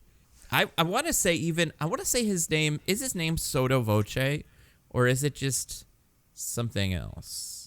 Well, I mean, Sotto Voce might just be like his nickname, I guess. But at one point, I thought like Sotto Voce was his last name and they were just pretending that was like a Spanish name. And I was like, whatever. But then one of the guards at one point calls him Mr. Voce, implying that Soto is his first name and Voce is his last name. I think that's right. I think his name is Mr. like Voce, Soto in the phone book, which is wild. It's not a good name for a character. I mean, it's not a good name for a character where like I also don't notice it at all in the movie. It's just a joke for all who speaks that language. So everyone who knows Latin. I hope you enjoyed it. The single person who did appreciate that joke. But it's such a weird. Like I did get as soon as they said it, I was like Sotto Voce, the Latin phrase, but it doesn't make any sense. Yeah. And also, you don't hear him speak for like 30 minutes after they first say his name. Yeah, he says his own name once to get into this little voice activated safe thing. And he just says like Sotto Voce or whatever, and you're like, I don't know what that was. But then he gives a whole big speech about halfway through the movie, and it's adorable. Like it's so funny. About his dad and his dad's gun or whatever. And it's just his accent. It's so weird. I know. It's because I guess he just lives in Spain and he's not himself Spanish, but everything about the movie up until that point led me to believe that he was Spanish. And then he starts talking in this weirdo British accent. And I'm like, ladies and gentlemen, I am Sotto Voce. And I killed my dad with a gun or strangled him. I'm known for that, by the way. Strangling is my whole thing.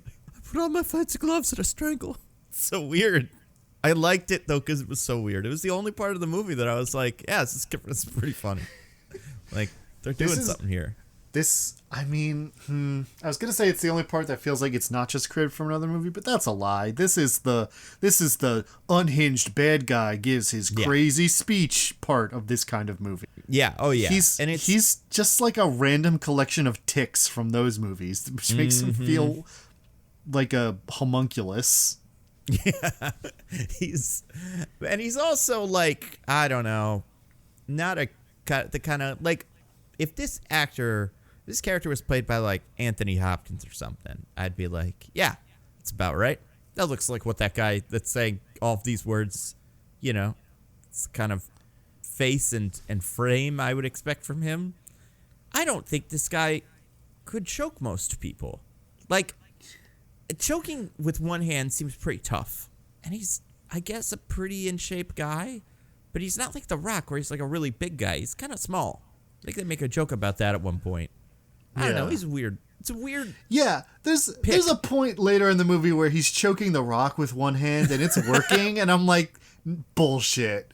Your hand barely reaches halfway around The Rock's neck. Yeah, there's a comic that came out kind of recently called Heroes Reborn, and it was like, what if instead of the Avengers, the Squadron Supreme, the fake Marvel Justice League was the real bad guys, or the real Avengers, and they're bad. But at one point, someone, probably Doctor Doom, is choking Hyperion, who is the fake Superman, and it's pretty funny. He's like, your I don't know, mandible or your claws are no match for the neck of justice, and then he flexes his neck muscles and explodes whatever Doom's hand is, and he like gets free. I kind of was expecting The Rock to do that, like break this guy's hand by flexing his neck real good and then breaking out of the thing. Because yeah, if there was any part of The Rock I don't think I could physically overpower, it's the neck, because his neck is just pure steel.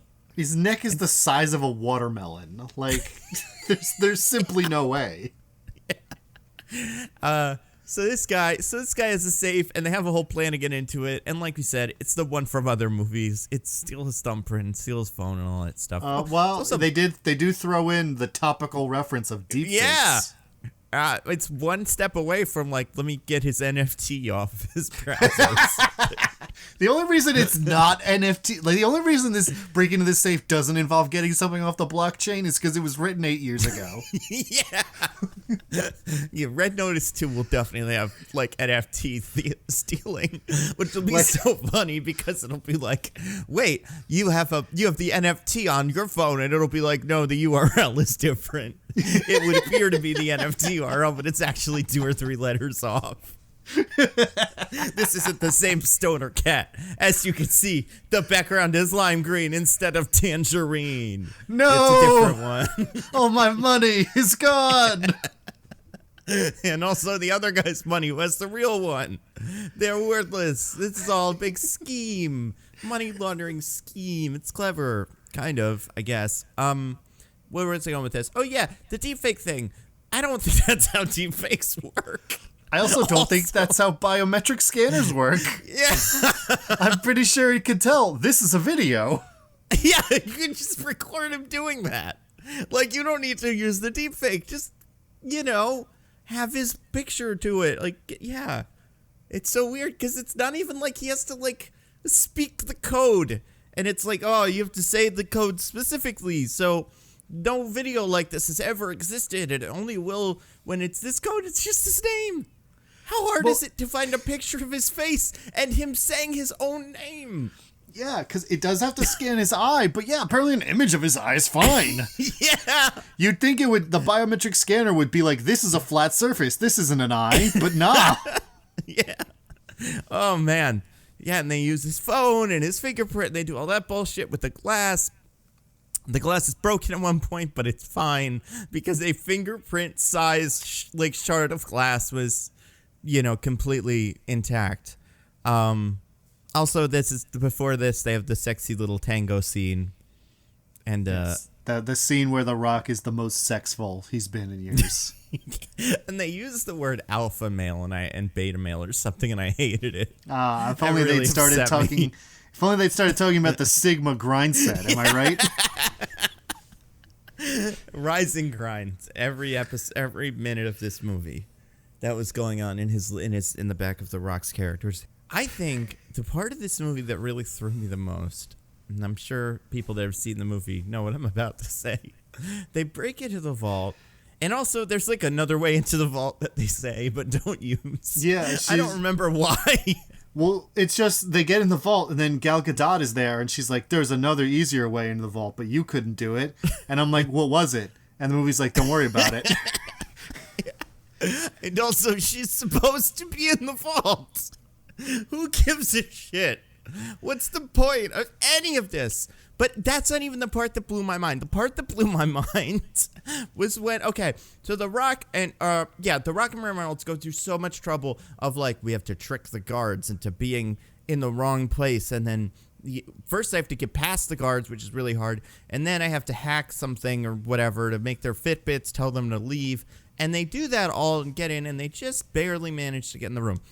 They break into the safe, and as they're going into the safe, the fucking Interpol lady shows up again, and she has a gun, and she's there, and I'm like, how the fuck did you get there? You can't have been there. And the answer is, no, it doesn't matter. She's fine. It's fine. Wait, what the fuck was that? It really, really, really threw me, and when there was the twist, I was like, well, this isn't the twist. Something else happened. The movie is lying to me. Yeah. The thing about the twist is, you get there, the movie still doesn't make sense, and also there's like 20 minutes of the movie left. So I'm like, that can't be it. There's more, and there's not. I love the twist, too, because they show me the twist, and it's just like the same scenes again, but then it's like, let's do the twist. And like the characters, it's not that they were doing clever things that we saw but didn't understand in context. It's just right after they left the frame, they said, good twist, huh? And continue. And in one case, during the frame, there's one that's in the middle of a scene where it's just like they just cut out the couple seconds where the twist, where they're going like, this is a cool twist, guys. Yeah. Also, we haven't really talked about this, and I don't want to say that, like, I do think more or less the direction of the movie, especially when it comes to action, is good. Cinematography's fine. All the technical stuff more or less works. They have a soundtrack, or like a score for this movie that is as close as I can ever imagine. It's just like it's so much just do Ocean's 11 but worse. Like it's the whole movie is just that like bum bum bum ba-dum dum bum ba-dum bam now now. It's crazy how much of that is in this movie. Oh my god. Oh my god. Yeah, this movie is so weird. So then they go and fight in the thing, and they use all the ancient artifacts. I feel like as much money as these eggs are worth, which is, I guess, they're historically very significant, the collateral damage involved in getting the eggs is not worth it. They break so much shit. Yeah. Also, I'm pretty sure if you use like an ancient spear, it would probably just like shatter. Yeah. The first time it made contact with something, because things that are old are typically not, in usable condition. Yeah, no, see, what you don't understand, Diggins, is they're also, much like the egg, if you put them in like a little glass case, they live forever. Or if they're in like a little box too. Because you could assume maybe, and it wouldn't make any sense, but like maybe right after this egg got made, Cleopatra died, and then they put it in like the most fancy, hermetically sealed whatever. But then we do learn that one of them's just like sitting around in a little, in a box filled with straw. Crate. Yeah. Yeah. So that one is definitely you'd assume maybe one of these would be in way worse shape than the other ones, but yes. Yeah, you'd think that at least for the 70 years it's been in the crate, the gold would have a little tarnish on it. You'd have to fix it up. Yeah. It's like, it's funny because this movie is like not only obviously cribbing off like Indiana Jones, but it does reference Indiana Jones.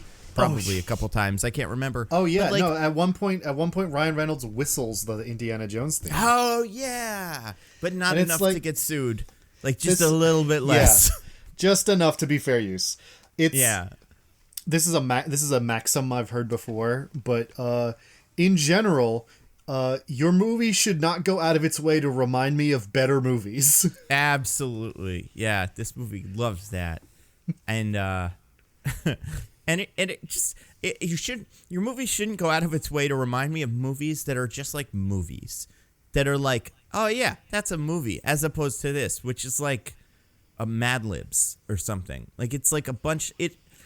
Even if Indiana Jones wasn't that great, even if it was like Romancing the Stone, it was reminding me of, at least that movie had like a style and like a whole thing, where this movie is so much just like a little product. It's tough.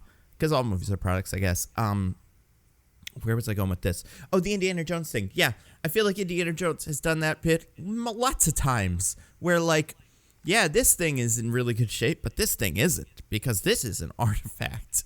But all of these things, like, it forgot all the cool lessons about Indiana Jones and stuff that Indiana Jones would know. But also, Indiana Jones shit is magic, and none of this is, which I was kind of expecting at one point, like, to get a little more Tomb Raider-y. Not really? that would have made it better, but none of it made any sense to me, especially why they were eggs. And I was kind of like, is there something in these? Like the Infinity Stones? Why are we spending so much time with these eggs? I didn't think the movie didn't give me the vibe. Yeah, or maybe it could have been like Uncharted, where it's like, oh, maybe there's magic going on here, and then at the end it's like, actually it's extremely sketchy science, and there is no magic, but there's still zombies because of the science. This movie is very Uncharted-y in the sense that, like, it is played or has seen cutscenes of Uncharted. Let's be fair. Neither The Rock nor Ryan Reynolds look like a toddler. Not yet, they don't. I'm pretty sure neither of them have done any hate crimes. Yeah, I would, this podcast was recorded on November 19th, 2021, in case anything when we comes publish out. this or not, The Rock beats a Vietnamese man in the middle of the street of Boston or something. Whatever, what's his name did. In case anyone's confused, Tom Holland also didn't do a hate crime. Different guy. But yeah, so then they do a big fight in the little throne room, or the little treasure room, fighting over this thing that, yeah. But at some point, it is made clear that this was all part of the first twist of the movie, that Gal Gadot was working with Mr. Papadopoulos. And I'm like, were you though? Like, if you were doing that, why did you not just have him show up immediately? Why did you let him do a big fight scene where they break all your shit? Yeah, why didn't you just have them show up to the party and then immediately arrested? Also, why did you hack into the government security man's computer to tip off Inspector Das and have her show up to stop them if you were working with Sotto Voce the whole time and your plan was actually for them to steal the egg? Yeah. Good question. That scene, by the way, where she does the dominatrix stuff to the guy, kind of, and does lots of fancy, like, I don't know. Also the scene where she says, "This is why we can't have nice things." Oh, it's that scene where the guy comes in and like, where he trips the alarm thing. She beats up the guard and it's like, "This is why we can't have nice things, because you betrayed me, man I tied up." Yeah, and I don't think that. Yeah, that definitely isn't how that line works. Man, There's some I tied other up bits. so I could send an email to Inspector Das that's just a hack scene from Hackers, where it's like DOS ASCII text showing up on her screen being like, "These guys escaped. Whoa. Also, here's my Jurassic Park hacker signature." It's a Unix system. Yeah. I feel like, yeah, none of anybody's motivations in this movie make any sense, and the twist just makes them worse. Because I think by this point, when it was like, oh, she's working with him the whole time. Also, there's one point where someone says, like, she has to be working with a partner. And that's where I was like, well, it's got to be this FBI lady then, or the Interpol lady, because she keeps showing up. And also, that seems like what we're doing here. That seems like the vibe I'm getting from this movie. And, what was I going to say? Oh, it really quickly, it's like, no, I was working with this guy who already has one of the eggs. And it's like, I just really don't get it. I think this is where I was like, I don't think there's anything here.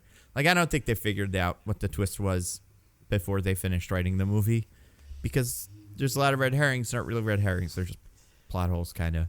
Feels like one of those movies that they were writing as they were filming it. Yeah, it feels like one of those movies where at certain points, the writer or maybe some of the stars were like, it would be cool if he showed up with a gun. That would be pretty cool. What if my guy's working with his guy? And they're like, I guess. I don't know. I mean, you're The Rock. This is all. Who gives a shit? This is, fueling your ego so you could do some other movie that you want to do later. So I don't know. We're Netflix. We're not going to tell you no. Make the movie bad. Who cares? It's a combination of that, and then also like, also Spain's going to give us a tax break, so work in like a Spain scene. Maybe throw in one of their cultural institutions or whatever. Yeah. Love that. So many tax breaks. But also, a lot of the movies definitely on green screen. So Spain's just going to email us some pictures of Spain. The bullfight scene is such a terrible green screen. They're so clearly like standing on a set somewhere and they pasted in the bullfighting arena. Like just the way they're standing, it doesn't look right. And I don't blame the people trying to do the CGI here. I blame the screenwriter who's just like, this scene wasn't worth it. The bullfight bit doesn't make any sense anyway. Like, it's all just there for that stupid Jurassic Park joke that's been done a billion times before. And I also want to point out, Ryan Reynolds is actually kind of right. Bulls can't see you? So it's not that their vision is based on movement or whatever, but the thing that angers bulls and makes them charge is the movement of the cape, not the color. So they do react to movement the way he's suggesting. Yeah, that's true. Also, you just do figure, I guess the bullfighting arena wouldn't have a plan for if two people come out through the secret bullfighting trapdoor. But it's not like bullfighting doesn't just kill the bulls anyway. Like, why wouldn't they just shoot the bull? I mean, first of all, that bull would actually already, like, before they even let it in the arena with the matador, it's already, like, stabbed and hurt and bleeding to death. That's true. Secondly, there is no matador in this arena, so why is there a bull? Good question. Yeah, so the bullfighting scene. Let's talk about how they get tortured. It's pretty stupid. The Rock dies in it. Much like James Bond, he gets electric shocked in his balls. Yeah, and much like that other movie, Hobbs and Shaw, he gets electrocuted while his partner's like, it's funny that you get electrocuted. I'm going to kind of let it go. Yeah, that part's pretty dumb. And then that's when Mr. Papadopoulos chokes The Rock with one hand, and I'm like, that didn't happen. Yeah. He also gets poisoned in this scene. This is where I think Gal Gadot really goes off the edge in terms of like being silly. And I don't care for it. But they are becoming fast friends, these two, the thief and the cop. Everything's great between them. And Ryan Reynolds gives her the information about the secret egg, where the egg is, and then she goes to get it, and then she just leaves them to get killed by Papadopoulos. Because she poisons him because she actually is not working with him, and she just wanted his egg. But when he wakes up, he's like, "You poisoned me, people who are tied up, and not the ones who gave me the champagne that poisoned me." Yeah, and the one that's gone, a different one. And the egg, gone with the precious egg that we were supposed to share. And he also just like kind of goes crazy. I don't want to describe it as that, but he like goes like mad with poison rage and just starts shooting. And then he started blasting everybody. It's pretty good. And that's when they have this silly little scene with the that's when he gets murdered by a bull. Yeah. Maybe. We never see him again after that, so. Yeah, he definitely did get, like, hit. I mean, he got poisoned, but he was alive. I was, like, confused by that. Gal Gadot tried to poison him, but failed? I think it was just, like, a tranquilizer or something. Or she roofied him. Why? Well, because if you'll notice, Nando, conspicuously, nobody does a murder in this movie. Is that true? I mean, there are some things later in the movie where I'm like, that guy definitely died. But it seems like by movie logic, they are never trying to kill him. Okay, sure. Yeah, there's guys that are falling off of scaffolding in the very beginning of the movie, and I'm like, they're not dead necessarily, but they definitely could be. Nothing's stopping them from being killed in this moment. Like, but, whatever. It's pretty good because then they have a bullfight, and then Ryan Reynolds is like, don't worry, The Rock. It's actually in a different place. Here's even more backstory that doesn't really matter. And also, again, this is one of those points where I guess the twist explains it, but it was stupid in the first place. So it's like, the twist explains it, but only in such a way that everyone in the movie should have noticed it the first time, which is Ryan Reynolds makes the most insane argument for why they should continue working together, where The Rock's like, the only thing I care about is arresting her, so I'm gonna go to where you told her to go because that's where she'll be. So, like, I don't care about the egg. And he's like, no, but you gotta get the egg to get her. And The Rock should be like, no, again, I just told you, we know exactly where she's gonna be. I'm gonna go arrest her. The egg doesn't enter into it. But instead, he's like, I guess you're right. Let's go get the egg. Yep. And by the logic of the movie, there's, I guess, a reason why she knows where they are later. But also, there's a point where they're trying to find the egg in what turns out to be Argentina, where The Rock pretty much gives up. And he's like, there's no egg here. And then it turns out that the secret bunker just happens to be where he threw, I don't know, the compass, I think, or something. Yeah, it was the compass. But it seemed like if Ryan Reynolds fucked that up, they'd never get the egg. You know? Yeah. There are so many failure points in what we eventually realized was the plan the whole time. Yeah. That it's insane that anyone thought this was a thing that could work. Yeah. So what it turns out is, okay, I don't know if this guy is real, by the way. Do you know about this fake guy that they made up for the movie, probably, the Nazi guy? Hitler's art collector? Yeah. There is a lot of, stolen art, the Nazis stole that I think not all of it has turned up, but I don't know about this particular. Okay.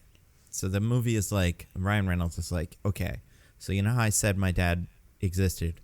He was actually obsessed with this one Nazi art collector and his secret cache of art that Hitler collected, but then it was mysteriously taken on a bunch of boxes to Argentina, and no one has ever found it. And it's I used a watch, the guy's watch, which they found. I once broke the whole thing, and it had a little secret, had coordinates on it in part of in the middle of the watch. And then I put it back together for fun, in case it was helpful. You never know when you need a Nazi watch. And that's what this is. They're going to get, because they figured that the egg is in this vault thing. Yeah, it's like some bunker where he put a bunch of art. Yeah. I know very little about what the Nazis were actually like. I know a lot about them from movies like Indiana Jones. In terms of how many swastikas they actually had lying around. I think this is the most branded any Nazi anything has ever been ever. It's like these Nazis got paid by the swastika when they were building this vault. Not only is it on the front of it, there's a whole big entrance to the vault, but also, if you want to get into the vault, you put the watch in, which makes one, and it turns and forms a secret key thing magnetically. It's so much. It's very elaborate. It's insane. If this is the vault, and you've hidden the vault so well, who gives a shit? If someone finds the vault, you can, I guess, get into it by moving all the rocks out of the mine that's also near the vault. So, whatever. Yeah, just leave the door open. You don't need the fancy watch thing. It's just a mine shaft that they built a big steel door in front of, so I think you could even maybe just dig down into it from somewhere else. That's true, yeah. I don't know. It's pretty funny though, because it's a lot of stuff. And they go in, and it's the Indiana Jones room, and it's got all this stuff. It's a really big room for 16 shipping containers. Well, shipping containers are quite large. That's true.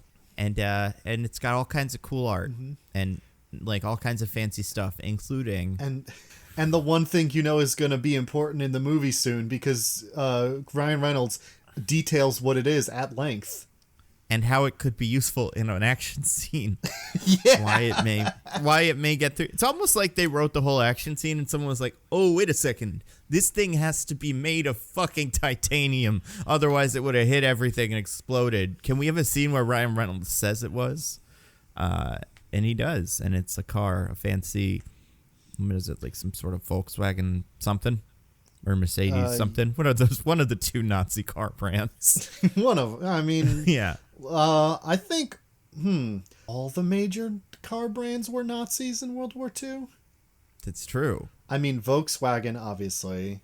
I think Mercedes those are the two that come up a lot. Ford was, American, but, Henry Ford himself was like, this Hitler guy's got some crackerjack ideas. Yeah, I got a certificate from him for being so great or something like that. I feel like for hating the Jews so much. Yeah. Yeah. I mean, it's rich people are bad. So that's how it works here, where it's like there's a fancy car and it's got bulletproof. Every part of it is bulletproof. It's a convertible, so most of that doesn't matter. But the car itself can take a bunch of hits to the side. And there's a point later on, he specifically points out how the glass is bulletproof, and then later like a pebble taps the glass and it cracks. Oh man, maybe Ryan Reynolds just one of those guys who pretends to know a lot about cars but doesn't really. I mean, he seems to think it's worth $25 million, which like I kind of feel like who gives a shit about the egg anymore? We got this whole vault full of cool stuff. Just get all that stuff. Yeah, it's gotta be worth $1 billion, way more than the stupid egg. Yeah, I mean, $25 million alone is more money than you'll ever need. Yeah, and it's probably a lot easier to sell one of these cars than the egg, because there's car collectors, and this isn't. I mean, it's like a Nazi thing, but it's. I'm sure there's more than one of them in the world, so it isn't as clearly stolen as this thing is. Yeah, Jay Leno probably, but I don't know what his deal is, but lots of rich people just buy all the cars.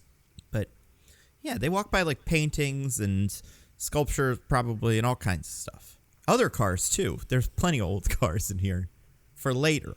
And who else? Who do our wandering eyes should appear? But Gal Gadot, her guy, is also here. The Bishop. She like everyone in this movie just appears in the scene and is like, also I'm here. Yeah, it's pretty awful. Now, even if she knew where they were, still feels like it'd be really hard to follow them. Like they're going through the jungle for a lot of it. Spend like days trekking through the jungle, and I feel like it's difficult unless she's a master tracker and stayed a good distance away from them for most of it. It's hard not to notice that there's another person in the same like mile radius of the jungle as you, I think. Right? Yeah. And also, maybe if the twist were revealed eventually, I don't think anybody would really care. I think you could convince all of the people involved with the movie, except for one, to just go with it. You know? The twist is for us, the audience, the people in the movie. If you're just like, hey, it might be easier if we do it this way, that would work. But yeah, that's not what they do. Man, this whole ending sequence makes no sense until the twist. Yeah. So they have a big fight and whatever, but then when Inspector Voss shows up and she's like, hey, I'm also here. I'm the fourth main character, if you don't count the guy that's dead, Mr. Papadopoulos. So here I am, and let's go.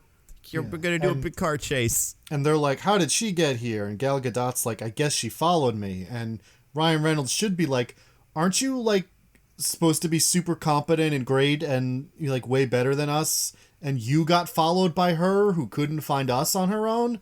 Like, what are you talking about? And also, I'm pretty sure, I don't know. I mean, I don't know. I guess if you're them, you wouldn't leave the vault door open. Just like leave it open. Because maybe you can't get out from the inside and you won't be trapped there forever. But I feel like you'd probably close the vault door. Someone would. Gal Gadot, I guess, could. I don't know. When she goes in. Although, yeah, how do you sneak into this vault? I don't know. Very carefully. Yeah.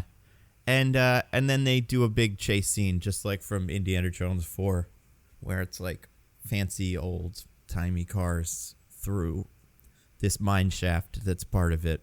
Yeah, The Rock talks about how this is an old mine shaft, and they must have, brought everything in down through the mine shaft and then collapsed it.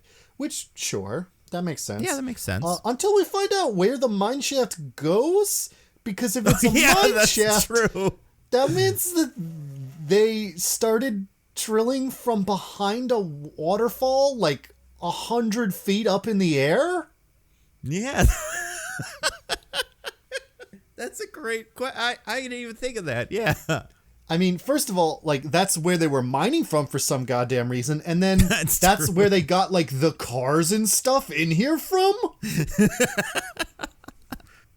Maybe they did reassemble it in a million pieces, and the mine shaft thing is just a coincidence. And there's, like, yeah. It's the only thing that makes sense to me. Oh, and they got the third egg. That's very important. Also, Ryan Yeah. Reynolds drops the egg, and I feel like it maybe would dent, considering how high he drops it from. This thing is made of fucking adamantium, these eggs. They're so good. Yeah, gold, famously a very soft metal. Yeah. Yeah, it seems like at certain points, kind of like the end of Fast and Furious 5, they should be using the egg as a weapon because it's indestructible. Just like start chucking it at enemy cars. But yeah, I mean, man. you know how in like old-timey prospectors will bite gold to see if it's real? That's because, like, you know, gold ore, like you would find in a mine shaft, at least, maybe not after it's been processed and everything, but gold is so soft that if you bite it, you will leave a bite mark in it. Yeah. So That's true. yeah, I would think that even this, like, crafted gold egg would probably not... Yeah, would have some kind of mark on it after you fucking hurled it into the ground.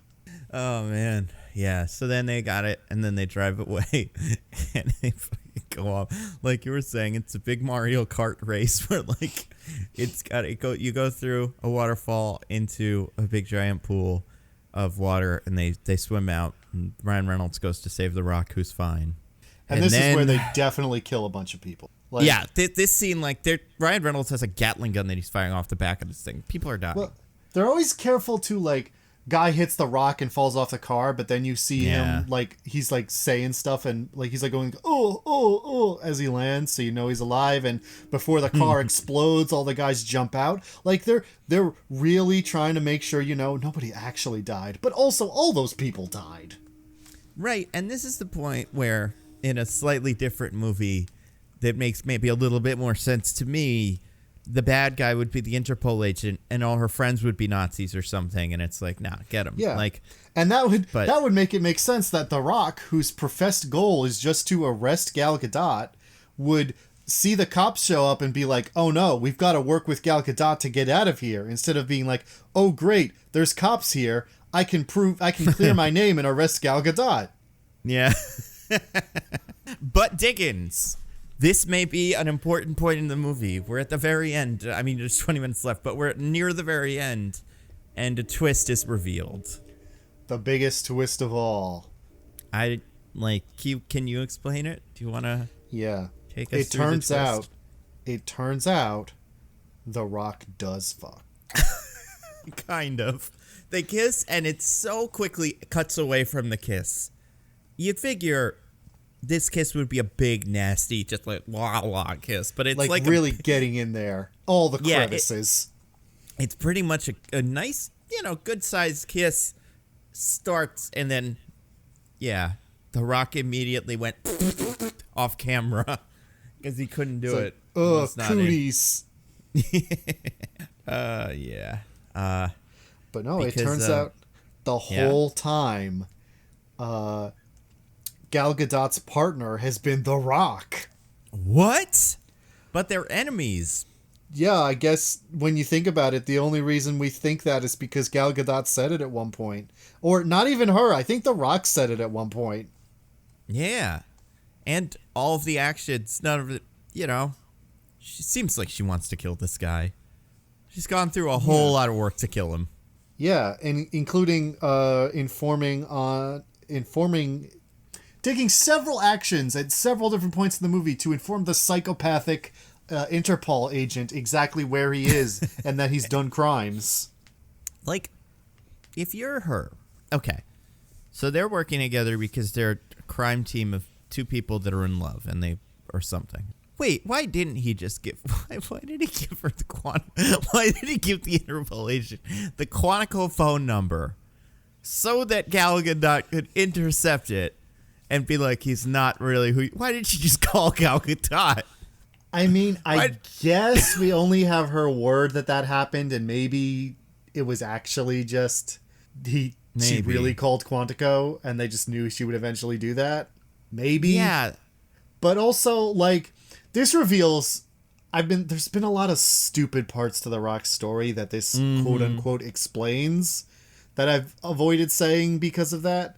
But like, why wouldn't he just be like, that's super weird. Call Quantico again. Like, you don't even have to give the number. You don't have to use the number I give it. Like, look up the Interpol number for Quantico and call them again and ask who I am. And then that time they'll be like, well, he works for us. I don't know what the other person was talking about. Right. You'd have to assume there's some other way to prove that besides like, well, I mean, I don't know. That must have been a mistake. But like, I have a whole bunch of other stuff I've done. Here's my, I don't know, driver's license and passport and some papers. Yeah, presumably you as Interpol have records about this kind of thing. Like, just look me up. I'm pretty big. Obviously, I have to have been a pretty big deal if I was able to just walk in to the scene. So, yeah, just check profile on my Facebook. I don't know.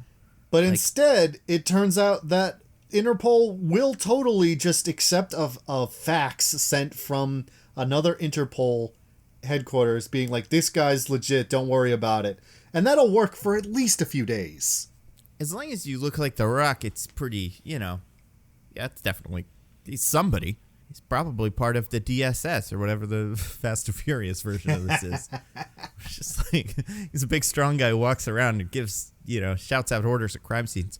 But I mean, it wouldn't make sense that an FBI guy was doing any of this in the first place anyway, because the FBI is law enforcement within the U.S. The CIA would be the international one. That's true. That's a good point. Here's my real question. This bugs me to no end. And I really do think if the Gal Gadot is just like, I have one egg, let's work together. Ryan Reynolds, here, I'll explain it. Who gives a shit? He's kind of proud, but I think he'd go with it. Yeah, if you didn't like the insulting offer of I'll give you 10%, if you were like, hey, we'll split it 3 ways. Yeah. We each get $100 million. Because you know where the other one is. That's something that I can't, Yeah. Like I have this one, you know where that one is. We work together to steal the second one. We get the third one. Each get $100 million. Everything's cool. She didn't plan to leave him in the gulag, right? No, the plan was for The Rock to end up in the gulag with him, and they would team up so he would earn Ryan Reynolds' trust and eventually find the third egg because Ryan Reynolds trusts him now. Right. Which is utterly insane in all the ways we've pointed out, where it's like, there are so many ways in which The Rock could easily have died, or that Gal Gadot needlessly made his life more difficult. Even though it turns out the whole time the plan was for Ryan Reynolds and The Rock to succeed at everything they did. And The Rock, it seems like she really electrocuted The Rock. She did. They even say. Yeah. Also, are The Rock and Ryan Reynolds not tied to the same thing? Wouldn't Ryan Reynolds also get electrocuted in that moment? I don't know how well the human body conducts electricity, if it would travel through the pole to Ryan Reynolds. That's a good point. I'm not sure. I think it would. I mean, a bazillion volts or whatever, all the way up on the scale of volts. But yeah, she fucking electrocuted her boyfriend's dick. And, like, don't you want to have that later, Gal Gadot? Yeah, don't you want that to work? Yeah! Like, it's so funny that she, I feel like, who is it? It was Ryan Reynolds. Someone's like, wait, you electrocuted him? And then The Rock's like, yeah, but because she had to pass me the key. It's like, why? Wait. You didn't just go like this? You didn't just pretend to be electrocuted? She really did it. Who cares? Seems like so much work. Soda Voce is not very observant, as we learned. So, I mean... Yeah! Could have killed Soda Voce at any point. It would have been fine.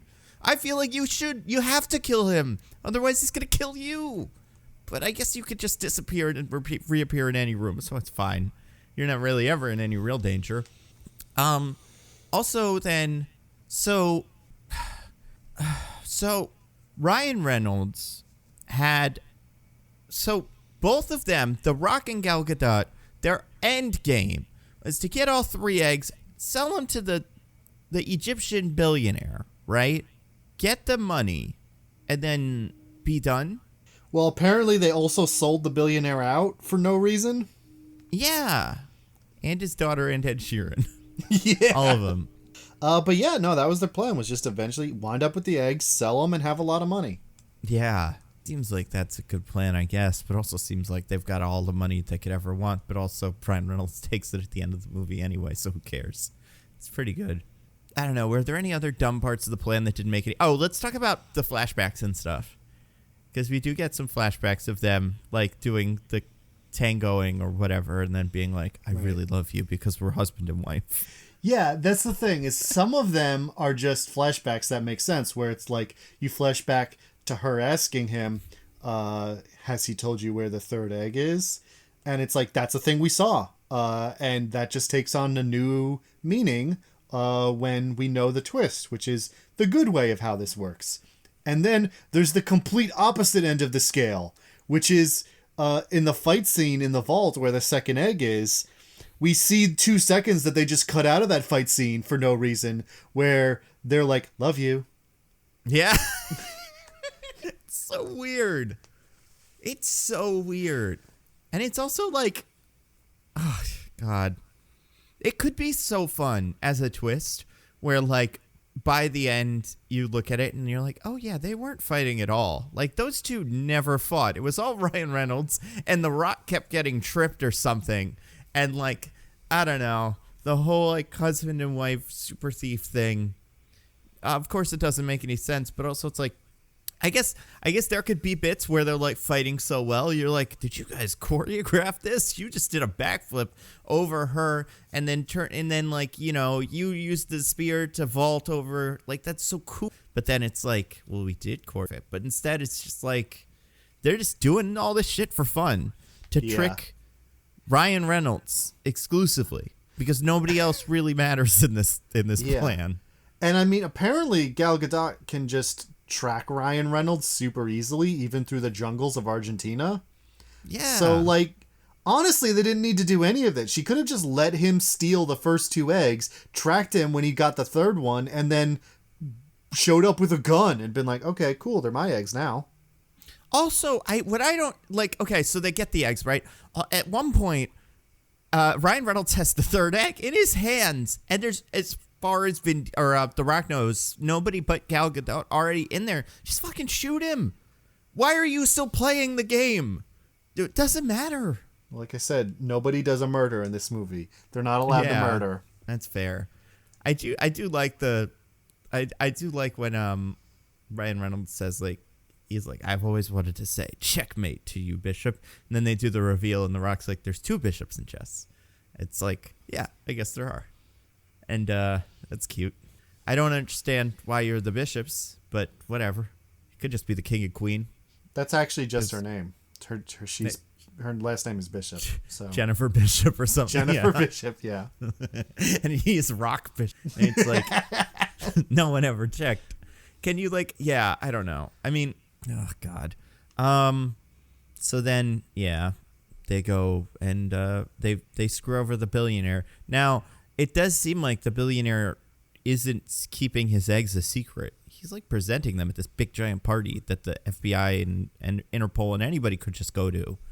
So, like, Seta Duce or whatever, he's going to find out if he's alive, and he's going to kill you, or at least try. I don't know, man. Billionaires just operate in a world without consequences, so maybe he just didn't even think of it. That's true. What happens when a billionaire who operates in a world without consequences, like, comes up against a billionaire who operates in a world without consequences? Consequences have to happen, but they can't. So, yeah, I don't know. But then they just go and do sexy boat stuff. But then Ryan Reynolds secretly is on the boat. How did he get on the boat? Did he swim? Did he parachute? And he's been on this not that large boat with them for a day without them noticing, to the point where he claims he also spied on them having sex. Yeah. Which, like, man, Sure you did, Ryan Reynolds. If you say so. I don't believe there's sex in this relationship. It's as sexless as can possibly be. But also, The Rock and her are like both doing, I don't know, like sexy bathing suit swimming and like getting out of the water in slow motion.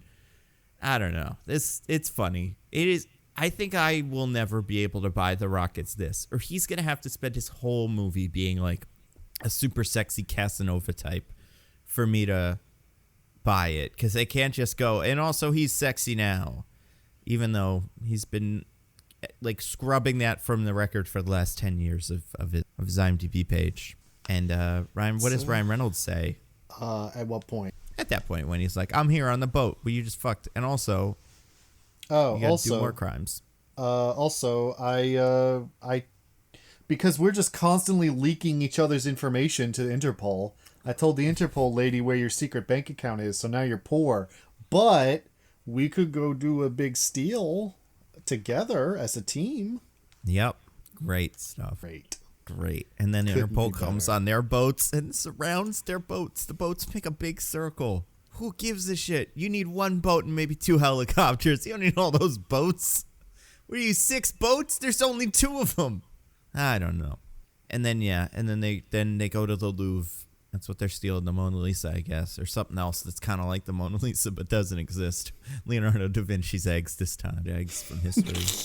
Do you think every Red Notice movie will be about stealing eggs?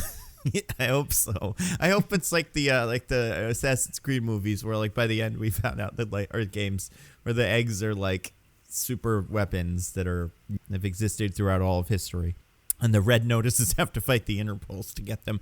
But also, Ed Sheeran is in this, by the way, and he sucks. He's bad in it. He shouldn't be in it. It's not funny, and it's bad. What was I gonna say? Yeah, I don't know. They're just the most conspicuous 3 people in the world. Like, they'd never be able to step foot in public again if they're 3 Red Notice people, which means they're like the highest level of guys that you want to get. Yeah, I would think that like every art museum in the world would get like all the information that Interpol has on these people. Like, if anyone even remotely matching this description shows up, just instantly shut down and arrest them. And again, The Rock has such a generic silhouette, it'd be hard to notice when he's anywhere. Yeah, right? Gal Gadot is not like no supermodel who only wears the fanciest dresses and stuff. And Ryan Reynolds, he's also pretty handsome. And he's the one that's always talking. If someone's always talking, he's probably the Ryan Reynolds-y crime guy. They don't even do disguises or anything. Like, they're such bad jewel art thieves. I feel like talking about, Nando? They wear those masks at the party. Yeah, right? Those little domino masks. Imagine if, like, for the last scene, they all just had, like, really silly wigs on and stuff. That would be awesome. Next time, baby. For Red Notice 2 and 3. Who's going to be the bad guy of Red Notice 2? Who else is, like, so hot right now? Squid Game. That guy. Wait, no, I'm sorry. Who else was so hot like 8 years ago? Vin Diesel. Uh-oh, that won't work. Uh-oh. Also, I want to say there's a reference to Vin Diesel in this movie, right? Is there? Near the end, yeah, I want to say he's like, I don't know, you look like a stronger Vin Diesel or something like that. I don't remember what the line is, but it did make me go like, ooh, Vin Diesel's probably not happy about that. Did you see Vin Diesel's call-out post to The Rock about how he needs to be in the last Fast and Furious movie? He's Uncle Rock, little brother The Rock. The Vin Diesel just cannot help himself. It's adorable. No, who is an actor that was really good? Probably someone from Game of Thrones, right? Oh, yeah. Nikolai Coster-Waldau. Yeah. Eternal's his own Jon Snow, maybe. Before his career had kind of petered out after that Pompeii movie, like Silent Hill 2 or something. Kid Harington was in Silent Hill 2? I think so. Might have been Silent Hill 1, but they made 2 of them, I think. They did make 2 of those movies. Silent Hill Revelation. He is in the... So that is the first one. He's in it. Whatever one that is. Also, Carrie-Anne Moss. It's in 3D. Pretty cool stuff. Yeah, Red Notice 2. It'll probably be The Rock's dad, right? Probably. The Rock's actual real-life dad? Yeah. Oh, you're saying the villain will be the Rock's dad. Got it. Yeah, or the hero or something. Maybe it'll seem to be the villain, but it'll turn out to be the hero. I don't know. It really should be the Interpol agent. We find out that she has even more of a past with some of them or whatever. Wow. Aren't you glad that they made it? I'm so happy that they made it and that we watched it and that we did this podcast about it. Yeah. It's awesome stuff. I'm so happy I could send someone to a gulag over it. Oh man! All right, you wanna get to our classic segment? Wait, real quick. What do you think DJ would have thought of this movie? You think he would have liked it? I think he would have said, "This is the best movie of 2021." I cried. Maybe. Yeah. Do you think DJ listened to the podcast? Do you want to pretend that we really liked it, and then he hasn't listened, and then we're like in our wrap up episode, we're both like, man, really fucking loved Red Notice, absolutely #1 of the year, and then DJ will be like, wow. Yeah, that makes sense because that's what you said in the podcast. Let's do that. That'll be fun. Yes. Oh, I'm 100% behind him in this. lies. We got to make sure we don't say anything about how we felt about it out to him though for this to work. And an audience, none of you can mention it to him, and I think you'll be cool. You all seem cool. Yeah. Audience, you be cool. Just be cool. Yeah. It's like a month. You just got to be cool for like a month. Yeah. So yeah, watch out for that. Do you want to get to our classic segment? I would love that. You got anything to recommend to the fine people, Dick? I do, yes. I saw a movie, when did I see it? Last week, I guess? Between the last podcast recording and this one, that I very much enjoyed. It's a little movie called Last Night in Soho. Ah, nice. Does that also have someone sing the song Downtown in it? Well, as a matter of trailers. As a matter of fact, it does. Anya Taylor-Joy sings Downtown. It really is her singing, it turns out. Is she actually good in it? Because the movie is, I feel like I've seen her sing it, and she does a very good job. Yeah, no, she's killing it. Yeah. So, Last Night in Soho, if you're not aware, is the latest movie by Edgar Wright. It's kind of a horror movie, kind of. Like, it is a horror movie. It's not that scary, but it's got the elements of it. Anyway. Yeah, it feels like it's like a psychological thriller or something like that. Yeah, that might be better. I mean, it is supernatural. And that's immediately clear from the start of the movie. So that's fair. Don't worry about spoilers on that. Anyway, it's about a girl who is moving to London. Before I saw this movie, up until the moment I was watching the movie, I was convinced it was New York Soho. It's not. It's not? It's London Soho. Oh, I didn't know there's two Sohos. Yeah, well. Huh. I just assumed it was Soho. I figured they were in like FIT or something. I mean, that's not in Soho, but Huh. I really, wow. I'm shaken to my core. Neither is the college that she goes to in London, but she ends up living in Soho. So. Ah, okay. So wait, what does the Ho stand for in? I looked this up because I was confused. It doesn't mean anything. It's just Soho. Did they just name it like cool trendy district in New York is named Soho, so we'll make ours Soho too? No, the name apparently goes back. Maybe it's by the Soho family or something like that. Like no, not as far as we can tell. It's kind of one of those things where it's like nobody really knows why we call it that anymore. That's so weird. Because Soho and NoHo are, in New York it's like south of Houston, north of Houston. Like it's just a dress kind of. But that's so weird. I mean, it's not the movie's fault. That is very strange. Yeah. But yeah, so it's set in London. She goes to London to go to fashion school because she wants to be a fashion designer. But she starts having these hallucinations, nightmares, visions, whatever you want to call them, at night, where she sees herself as being this woman from the 70s or 60s. I want to say 60s. Who is trying to break into like showbiz, like singing at clubs and stuff. As at first she's like loves these visions and loves getting to see them, but then as the woman whose life she's experiencing, her life starts to become more fraught, shall we say. They become more and more disturbing. Nice. So that's the plot. I mean, of the it's movie. not nice that they're disturbing, but that sounds like a cool movie. It is a cool movie. I will say a lot of people, it's a little divisive. A lot of people, the ending is kind of divisive. It's something that the ending does kind of weirdly go back on some things the movie was trying to do.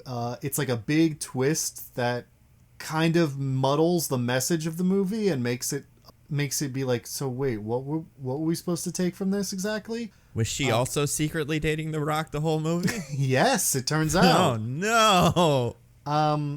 And so, like, anyone who doesn't like it for that reason, I understand.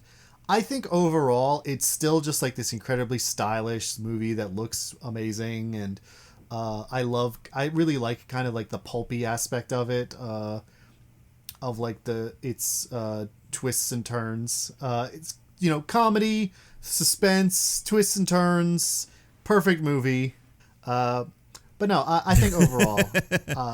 How many cuss words, though? Actually, I'm not sure there's any. No, that's a lie. That's a lie. There's some. Oh, Kevin L. or whatever. No, what was it? His name was someone's like Ryan L. He was just about to enjoy this, but now he won't. Mm-hmm. But yeah, no, I think it's still very enjoyable, despite that and a couple other missteps. So I mean, if you like Edgar Wright's work, he's got a great visual eye. He's a great editor. His movies always have these really like flashy but like satisfying editing. If you like any of that stuff about his work, then you should definitely watch Last Night in Soho. It has all that same stuff.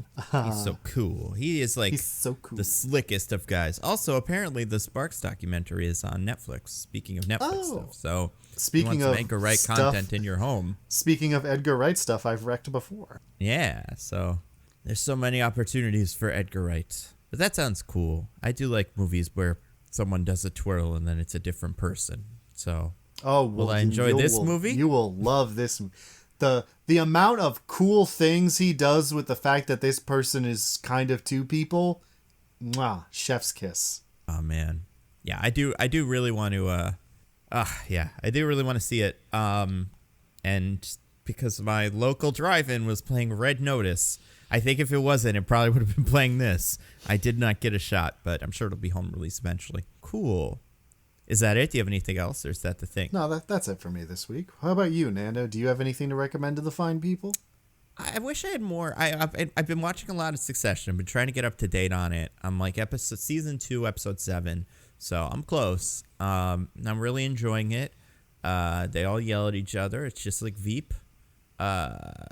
Where they all have a million insults for the next one in their pockets, and they're just able to throw them out, and very clever, very good. And there's a scene where the William Stryker from X-Men 2 sits down with the William Stryker from X-Men Origins Wolverine. That was just for me, I assume.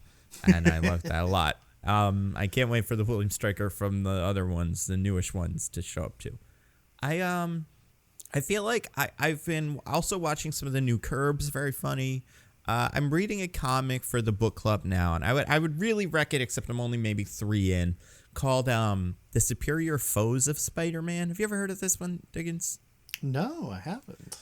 So back when Superior Spider-Man was happening, when Dr. Octopus Octavius, what a silly name, took over the body of Peter Parker and was Spider-Man and kind of did it legit and just tried to be better than him. There was also a comic called Superior Foes of Spider-Man where the Boomerang, a different guy than Captain Boomerang, but pretty much the same guy, but in Marvel, assembled a crew of screwy, kind of like not as good supervillains and tried to do crimes, and they were all pretty bad at it. So it's kind of funny. I've heard it described as the Always Sunny of Spider-Man. Like, they're all bad people. They're bad at the crimes. They're all playing both sides and stuff. And it's got a bunch of other, Spider-Man and Spider-Man like adjacent villains. So it's a fun book. We wanted to do something that's like a little different, but also in the Spider-Man vein, because obviously we're about to enter Spider-Man Palooza, and it's going to be Spider Monday sooner than we know. I feel like I haven't watched too much other stuff. Oh, you know what? No, this is true. I did watch a movie too. I watched a movie. I don't know if you've seen this, Diggins, called The Beta Test. Have you watched this? Have you heard of this? Oh, my Jay Leno. You watched this one? You heard of The Beta Test? It's a movie. Sometimes I hear myself say that. I'm like, I don't know. It's a movie by that guy. I think his name is Jim Cummings. He did that werewolf movie, and he's just like some weird character actor that's kind of getting a lot of heat now because he was Jim Cummings, the voice of Winnie the Pooh. Oh yeah, no, never mind, not that guy then. Let's see, The Beta Test. It's something like that. Oh no, Jim Cummings, that is his name. It's not the Winnie the Pooh guy though. He's kind of like if Ryan Gosling. Oh no, not Ryan Gosling. It's like if Jake Gyllenhaal from like Nightcrawler had the vibe of Jim Carrey from Liar Liar. In terms of like he's an unhinged lunatic, but also he's overacting kind of and like being kind of silly to watch, so it's kind of fun. Basically, this movie's about a man who gets an invitation, and he's like not a big shot. He's trying to be a big shot Hollywood agent because all movies have to be about movies. But this is like a guy who's like, oh, I'm unhappy with my wife because I'm just so depressed and masculinity is tough and stuff. And he gets a notice that's like, hey, do you want to have an affair? Check all the boxes that you want to do and we'll set something up. And it comes from nowhere and maybe he does it and then maybe it, ruins his life. And I wouldn't say it really comes together at the end because I think the plot twist, not like twist, but like the reveal of what's going on isn't that great. But I think the whole movie itself as something to watch is pretty fun. I like this guy a lot. I want to watch his other movies. He made, he wrote and directed this, and he made a movie called The Wolf of Snow Hollow, which I hear is very good, and what's the other one? Thunder Road, which I haven't seen, but also hear is very good. So these movies seem to mostly be about a white guy having a meltdown. If you're into that sort of thing. Listen, evergreen topic. Yeah. I mean, and this guy, I think based off of what I've been hearing from people, not like what I've been hearing from people, like the chit chat, but just like people online being like, this Jim Cummings guy, he might be like the new hot thing. I feel like he'll be in some Marvel thing soon. He'll be fucking, I don't know, Cyclops or something. Like, and he's just like I don't know. I like him. So I want to watch the werewolf one because I hear that one's the best one. Well, no, that's not true. I hear Thunder Road's very good, but I hear the werewolf one is just like kind of a fun. Thunder Road's just like about a cop.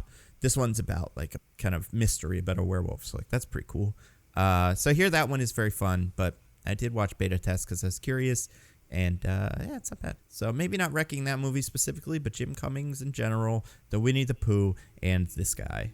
Both, I think, are pretty cool. Also, we're recording this on November 19th, 2021 at 8:10 p.m. in case something happens.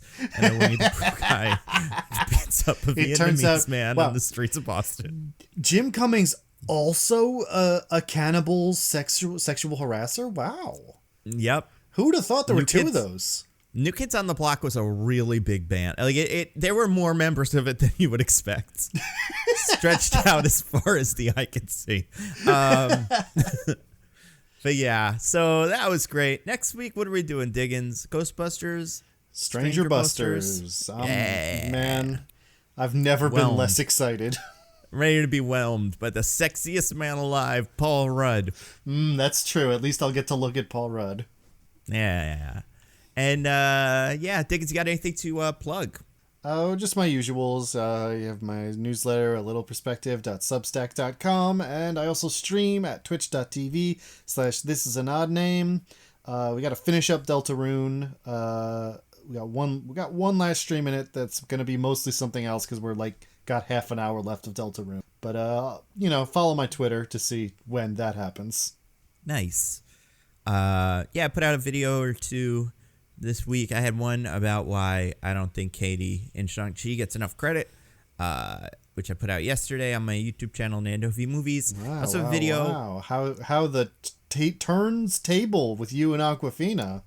I know. It's not that I think Awkwafina is good in this movie, But I do think this movie has a weird, like, I don't know. And I've heard people say, like, well, her parents are, you know, like your typical Asian parents who don't respect anybody but if you're a doctor or whatever. But I've seen that in the comments a couple times. But still, I don't think the movie is able to quite grasp that maybe that's not the best way to look at everyone's life. But it's more of a look at how people in the service industry are, they don't get the respect I think they deserve. But that is neither here nor there. Although, is she like an essential worker? Valet Parker's probably not. She wouldn't be. We wouldn't clap for her. But I don't know. Maybe we wouldn't clap for her and then not give her pay or health care. Yeah. Why is she being so greedy, asking for a raise? So I have that. I also have a video on Nebula, the streaming service that I put all my videos on, but also they do exclusive ones. And I put out one today actually on the working title series, in which we like look at, you know, some sort of interesting title sequence, usually from TV, but this is second season, so we're doing movies. No, we're not. I keep thinking we were going to do that eventually. We're doing video games, so like opening sequences and stuff. And I chose a game called Saints Row 4, which I think has one of the most interesting opening sequences in any game. And people that have played it know exactly what I'm talking about, and people that don't are probably like, I've never even heard of that game.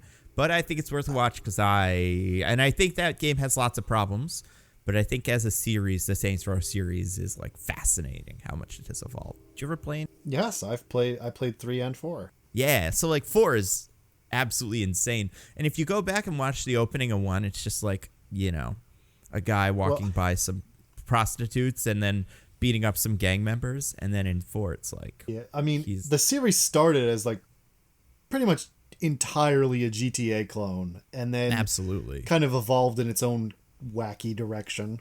Yeah, while GTA became more self-serious. Yeah, it's cool because I wish there were more games like that were just kind of, we're going to be our own thing, we're going to be a little bit fun. And it's also kind of a parody of other games in a way that's not done nearly enough. I didn't talk about it in the video, and I won't talk about it here because I don't want to spoil what happens after the intro sequence, but like it does some things from some games that were very popular at the time and could use, you know, some parody, and still are popular and still could be parodied. But anyway, so that's on Nebula, a streaming service that I helped to create and put all my videos on. And if you're not subscribed to Nebula, you get a subscription to it when you subscribe to Curiosity Stream at curiositystream.com/NandoVMovies. So you should probably do that. And that's all I got. And then Ghostbusters, Stranger Busters, probably no DJ, but who knows? Like we said, don't tell DJ that thing we told you not to tell him. But you know, it'd be funny. Well, no, don't do that. I was gonna say like, put a random, like, you know, GIF in DJ's feed as a joke, but then maybe he'll go and listen to the episode. So, yeah, that's all I got. Until next week, I am at Nando V Movies on Twitter. I'm at This Is an Odd Man. Goodbye, everybody. Goodbye. Bye. We love you.